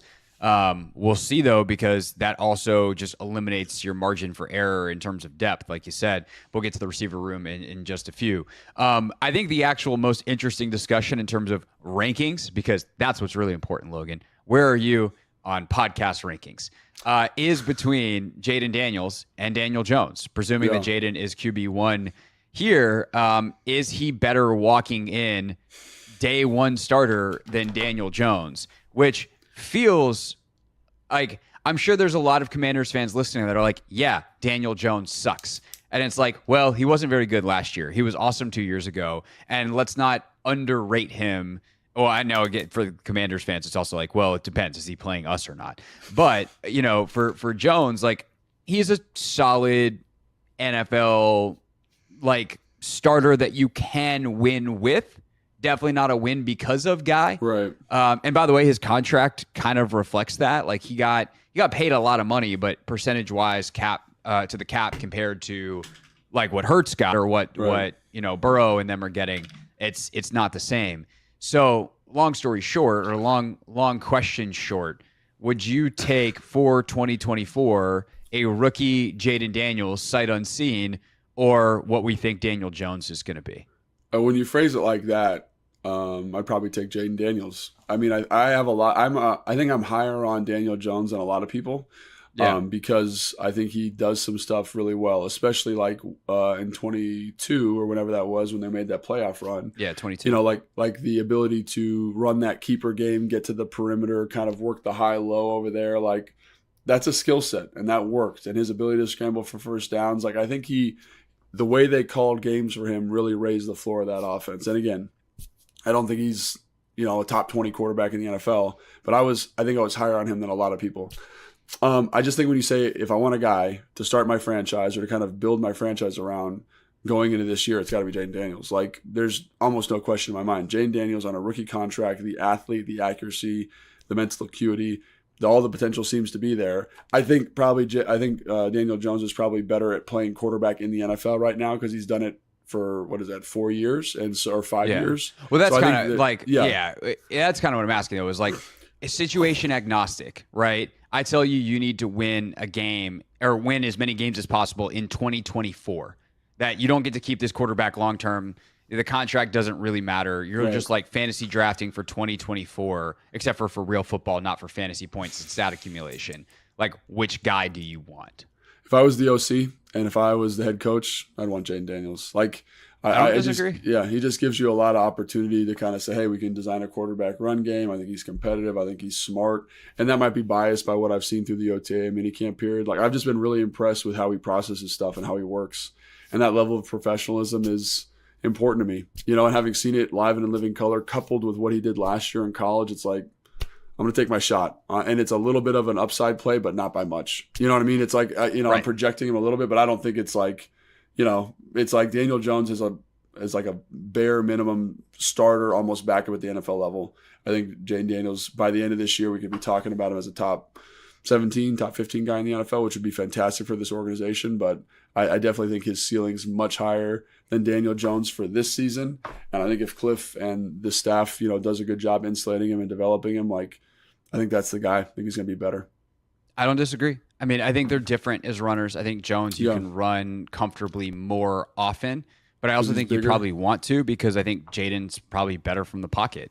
And at least probably that's what it seems like, right? At least that's what it seems like right now. Like, I mean, that sounds crazy because Daniel Jones is like, he's played quarterback in the NFL, but when I watch them operate from the pocket, and again, one's in minicamp, one's in OTAs, and the other's from live living bullets, but he's just smooth in the pocket, man. Like, in a way that I thought might be there, but to see it is like, wow, like, this is pretty cool. So I think it's a combination of things with him, and I think that's why he's the second overall pick, because of this kind of potential and this kind of athlete and what he gives to your offense in year one. And again, I'm taking Jaden Daniels, I think. Yeah, not to mention Daniel Jones was a top 10 pick. Well, it's because David Gettleman wasn't very good at his job, which is why he doesn't have it anymore. So there's that. I agree with you that I would lean Jaden, but it's very close for 2024. Yeah. Obviously, if this is a 3-year situation, it's not remotely close. If you factor in contract, it's not remotely close. All that kind of stuff. It's just like Daniel Jones has a 4-year head start of experience, and Jaden Daniels hasn't actually put on NFL pads yet for a training camp practice, nevertheless a real game. And still the fact that it's close is a testament really to both guys. But yeah, it's I think I would take Jaden for 2024 as well. All right, that is from the Take Command podcast. If you want the running backs, wide receivers, tight ends, and O-line rankings, check out the full podcast wherever you get yours. That is available now. When we get back, though, Logan and I are pretty definitive, but I feel like we could probably get some calls that disagree with us. Do you think Dak Prescott's the best quarterback in the NFC East? 301-230-0980. Plus, where do you slot Jaden Daniels for 2024? 301-230-0980. It's the Hoffman Show on the Team 980 and always live on the free Odyssey app.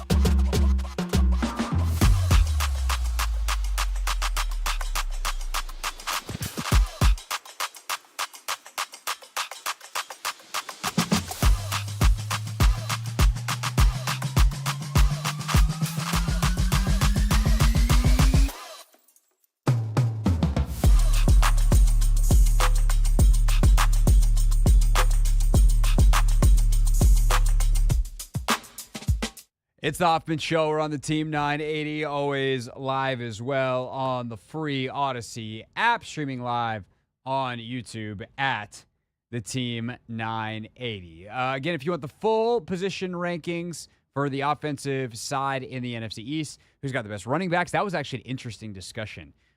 There's a couple groups that we're pretty high on, including Washington's, not just in the NFC East, but the league. But how do we rank them? Tight ends was an interesting one. Line is like mega interesting, actually. So where does Washington fall in the division, position group by position group on the offensive side? Check that out in the Take Command podcast feed, but not till 7 o'clock. You listen to us until 7 o'clock. You hear? All right. Glad we're on the same page. Anthony, any surprise for you with Dak Prescott being the top quarterback in the NFC East? No surprise whatsoever. I think people don't understand how good he is. I know that sounds crazy, but Dak Prescott last year, they just actually flashed because in a shocking turn of events, they found an excuse to talk about Dak Prescott on SportsCenter. And it's not up anymore. They're back to the NBA now. But Adam Schefter had to come out of his hole and earn his paycheck in June. Nice. And also, like, I guess they were doing like some contract stuff or whatever.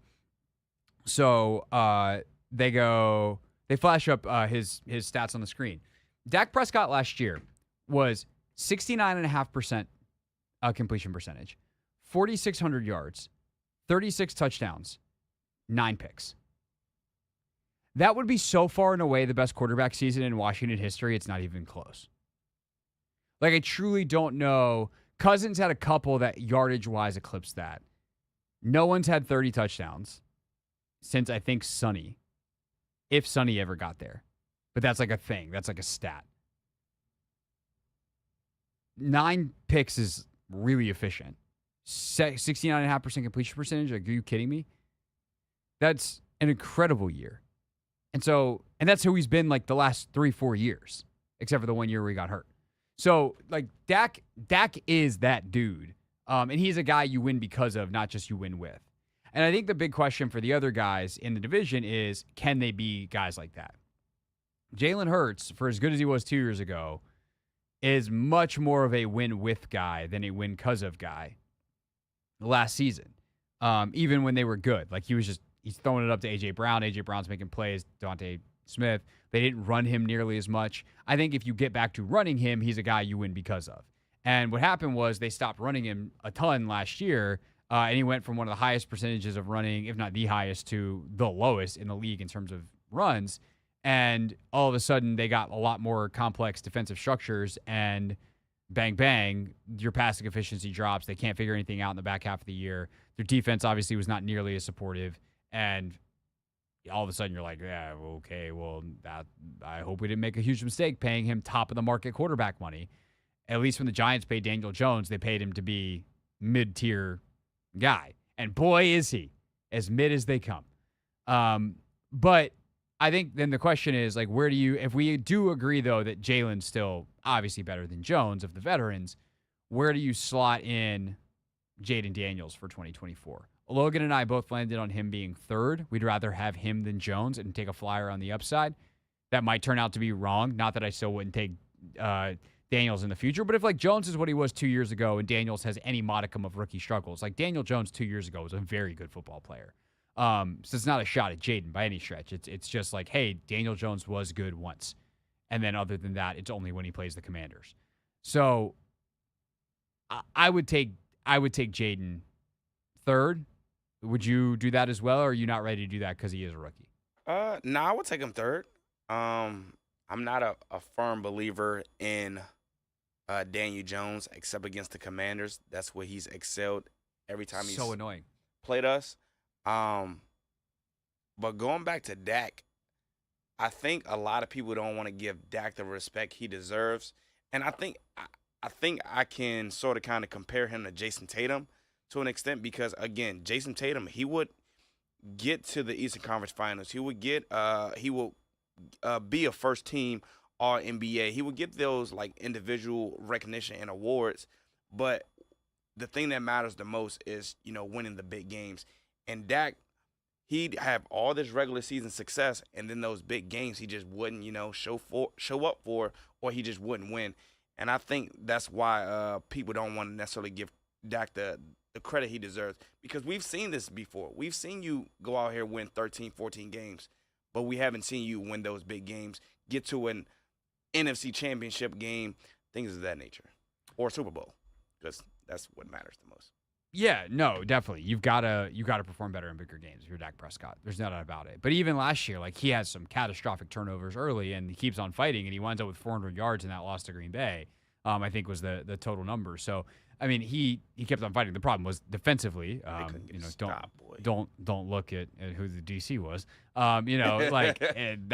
They couldn't stop anything. So Dak was leading a comeback. The problem was he wasn't actually doing any damage to the lead because defensively the Cowboys couldn't stop anybody. But they wound up scoring like over 30 in that game. So they just gave up 100. So yeah, I think that's totally fair. And eventually, the only way to shut that up, you go 12-4 3 straight years, or 12-5 3 straight years. Good job. How many playoff wins you got? And unfortunately, especially when you're the quarterback of the Dallas Cowboys, but when you're a big-time quarterback in the NFL, like, playoff wins does matter if you want to be that guy, and especially if you want to be in the elite category, which is win because of, not just win with. That's a different caliber of quarterback. And Dak's good enough, but he hasn't won them a playoff game. Do you also think he doesn't get the credit he deserves because of how good and dominant their defense was? Like, some games last year, the defense single-handedly won. Like, the game DeRon Bland had a couple pick sixes. Like, I think it's a lot of things. I think it's that. I think like Micah gets a lot of credit and for how good the Cowboys have been in their records.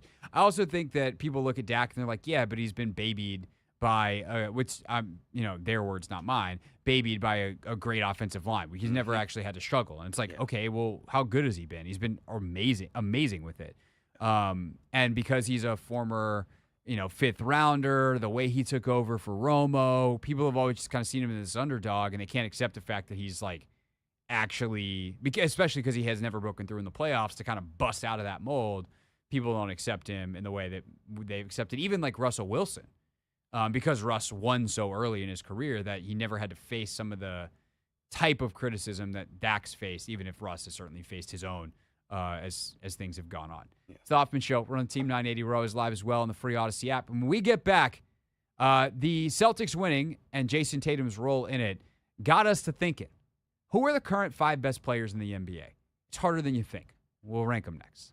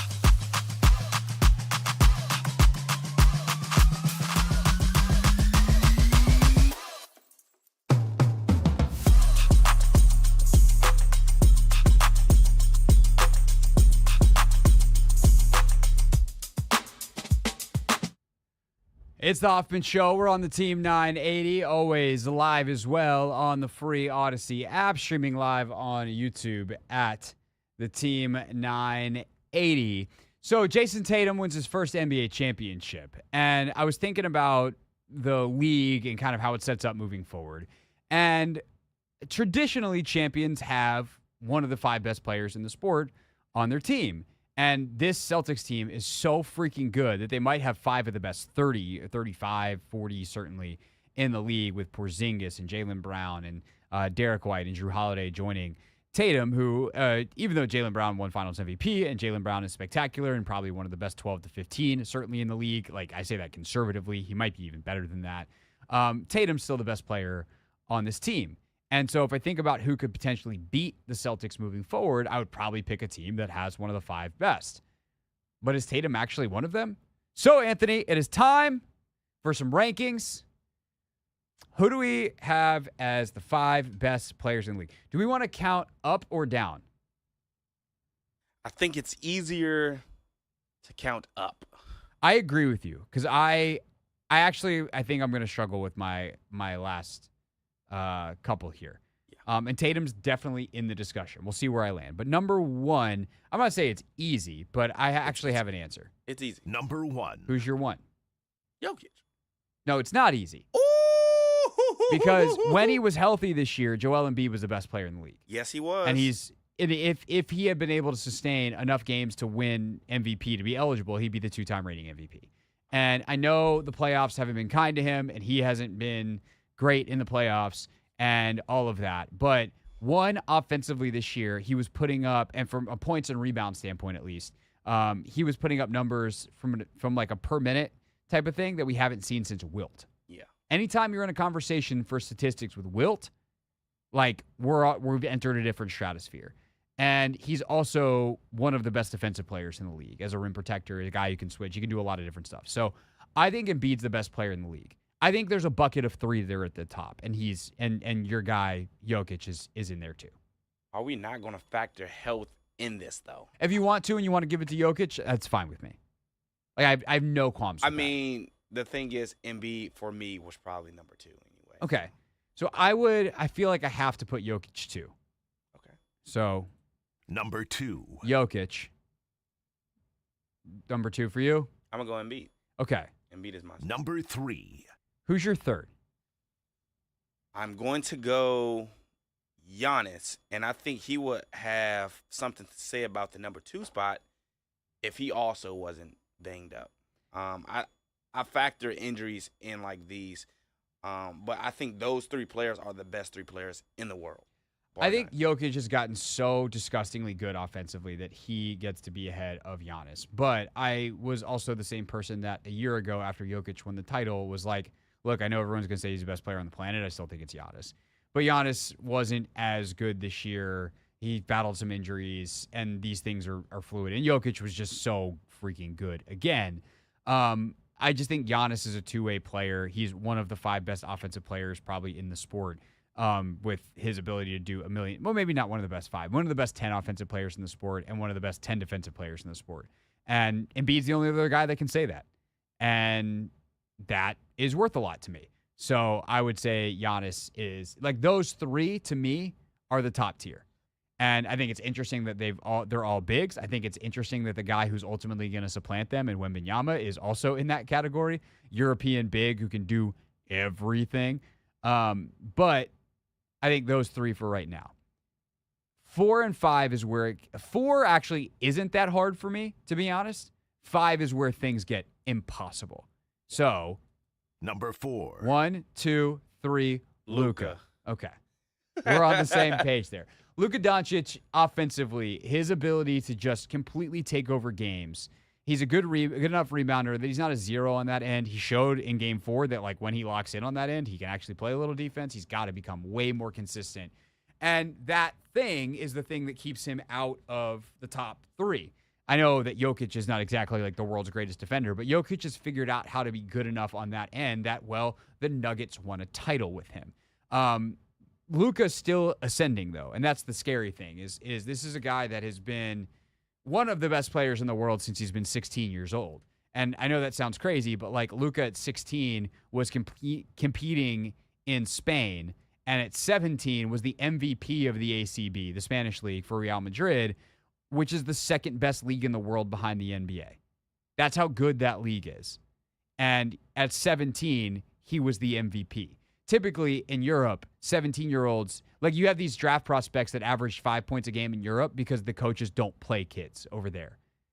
He was so good that the coach was like, no, we're on the best team in the second best league. He was undeniable. And now we're still within 10 years of that. He's 25 now. And so he's still ascending. He'll continue to get better. There's a very, very good chance that a year from now he's surpassed one of those other three guys, especially if Giannis and or Embiid just continue to battle injuries. It just becomes a point. At that point, like you have to react to that. So I think Luka's number 4. Yeah, I think once Luka figures out how to make his game a little bit more complete, primarily just on the defensive side of the ball, because he's all world when it comes to the offensive side of the ball and being able to score and impact the game at a very high level on all 3 levels. I think we all know. We've seen it. He's been in the running for the MVP. And I think once he taps into that defensive side of the ball, man, he is going to be a very hard person to stop because you won't be able to attack him. And then offensively, he's already a problem. Yeah, and I think the mentality piece is the other big piece for him. Like, can he more consistently have the right mindset, not argue with the refs, uplift his teammates, make everybody better? Like, this is a thing that a lot of young players have gone through. This is not unique to Luka. It's not something that if I'm a Mavs fan or Mavs player, teammate, executive coach, I'm not worried about it per se, but it does need to continue to improve. Which brings us to number 5. Do you know who your number 5 is? I think I do. Who's your number 5? Right now, my number 5 is Shai Gilgeous-Alexander. Wow. Okay. I was going to go somebody else. Me personally, I think Kevin Durant is still a top 5 or fringe top 5 player in the NBA. Yes, he is a little bit older, but if you look at his numbers, his stats, he was very efficient last year. Granted, if it's top 5 scores, he's a no-brainer. But it's also what he did to whip the ball, though. I think he wasn't a jack last year. He shot the ball relatively efficient. 3-point was up. Rebounding was. Then why did they stink? Because he's not the only person on that team. Okay, but like if you're a top 5 player, your team doesn't have the kind of like. This has always been my thing with Kevin Durant, and you know, I don't want to bash the hometown guy here, so I apologize to the entirety of PG County. But Durant has never, there's something missing there.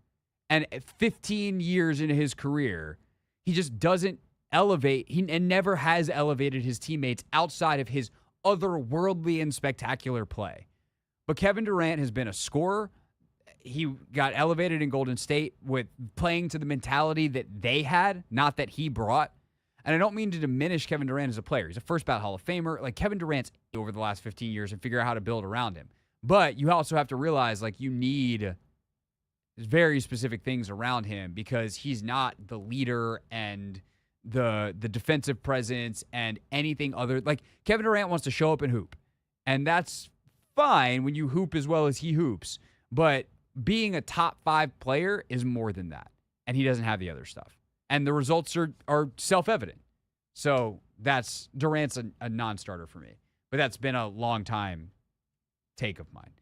I just feel like that's just never been who he. Even when he was with Golden State, he was one of the best players in the world. He still deferred to Steph Curry. There were moments Steph Curry would definitely defer to him, but he's playing alongside Booker, that Bill, moment, yeah, where he just doesn't take over. No, in that moment in the 17 finals when he pulls up and takes that 3 over LeBron, and you're like, oh. Maybe he finally figured it out. And then he goes to Brooklyn and like, cause it's also how many teams is he going to have blow up? And like, if you're that force of nature, personality wise, it doesn't happen. So he's out for me. Okay. He's out. It's not like he wasn't on my list. My list goes something like this. Tatum's right there. SGA is a great call. I hadn't very stupidly thought of him. The other guy that I kind of think might be the correct answer, though, is Anthony Edwards. Ooh. He's 22 years old, so he's still ascending. But he's already figured out the three-point shot at a really good rate. He is a killer mentality-wise. Defensively, he's nasty. He plays with energy. He's got some of the leadership stuff. Like, he's a dog. Like, there's just so much to like about Anthony Edwards.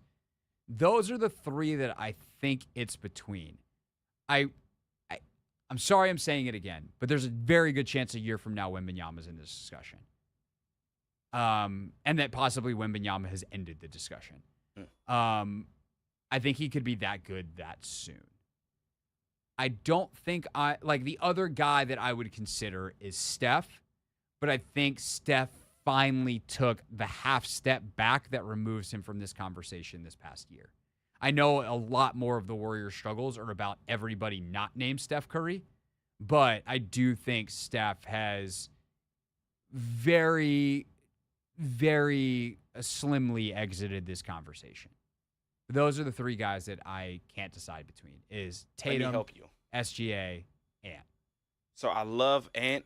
I think his time is coming, but I think Anthony is where Tatum used to be in terms of getting there and not necessarily still figuring out, how to win as a younger player in the league. I think Tatum, he's figured it out. He's a champion now. And I think he's in a situation where he doesn't necessarily have to do what the SGAs of the world have to do, what the Lucas have to do. And I think that sort of kind of worked for him this season. And SGA is he's just a dog, man. But I wouldn't go Anthony Edwards. I would pick between SGA and Tatum just because with Anthony, we're talking about his potential, his upside, as opposed to right now, is he a top 5 player? For whatever it's worth, the voting for MVP this year, Jokic, SGA, Doncic, Giannis, Jalen Brunson was 5th. Jalen Brunson is not a top 5 player, although he might be a top 10 at this point. Yeah. Certainly last year. Of course, Embiid wasn't eligible, and neither were some other guys. Tatum, Edwards, and then Domantas Sabonis and Kevin Durant were the others that received votes. I don't know how Domantas Sabonis got 3 MVP he had voting himself points. A year, though. I want to say he had You telling me the 50 7 double-doubles in a row or something like that? No. Incorrect. I'm just saying. Incorrect. Also, did you know it was called the Michael Jordan Trophy? Which one? The MVP?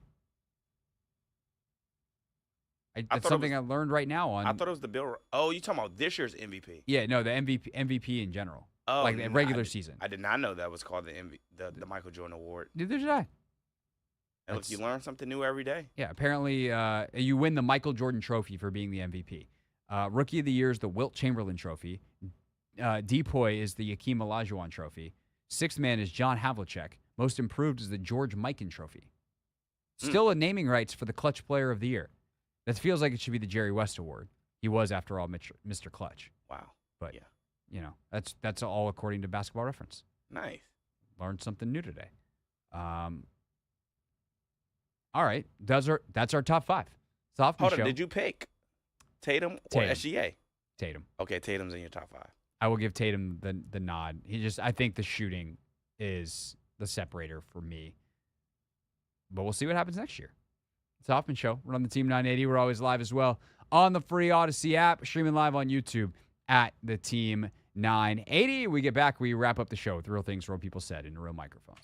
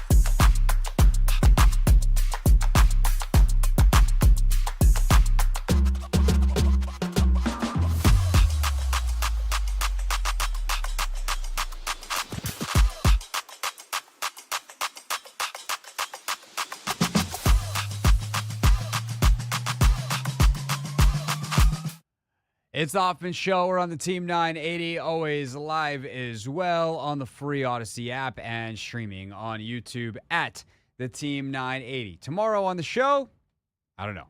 Someone else's show tomorrow. Tomorrow you get, is Linnell doing our show?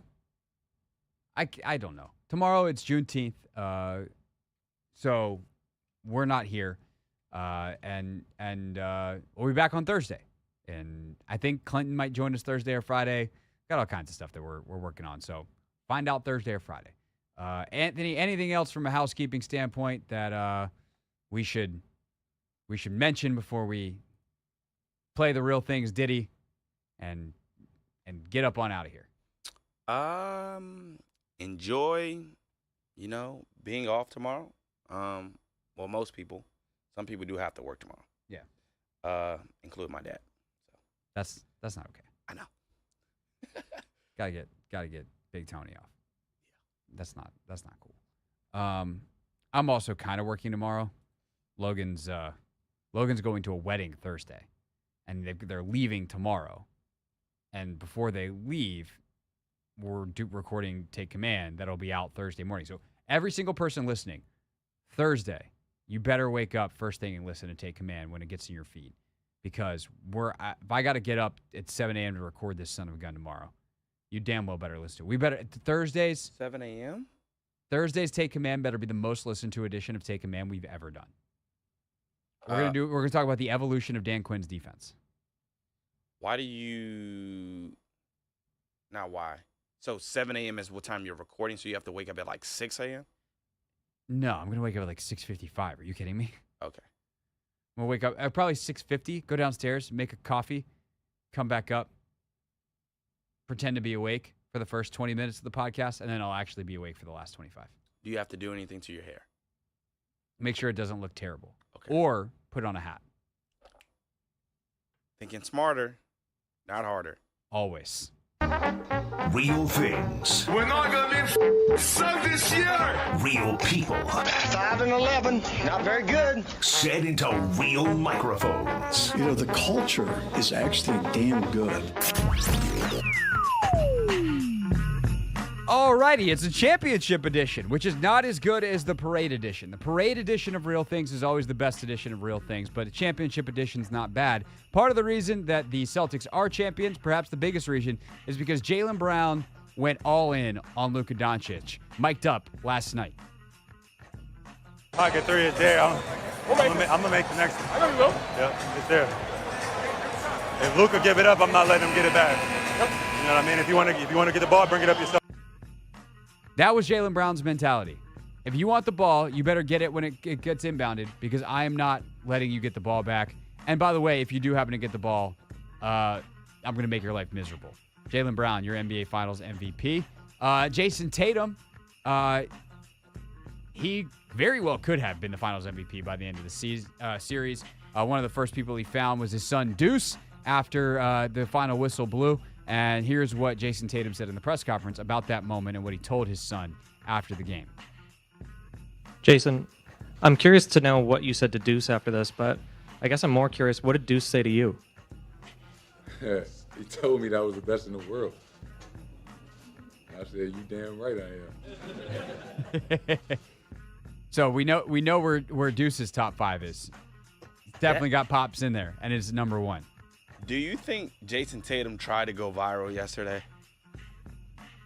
No, I think there's a lot of eyes in those moments, and you just answer questions honestly, and fun stuff happens. Why? But it was the fact he tried to be like KG, where KG's like, anything is possible. He was like, we did it! And then there was another instance where, I forgot. He copied Angel Reese, and we got to go. All right, that's our show. Bye.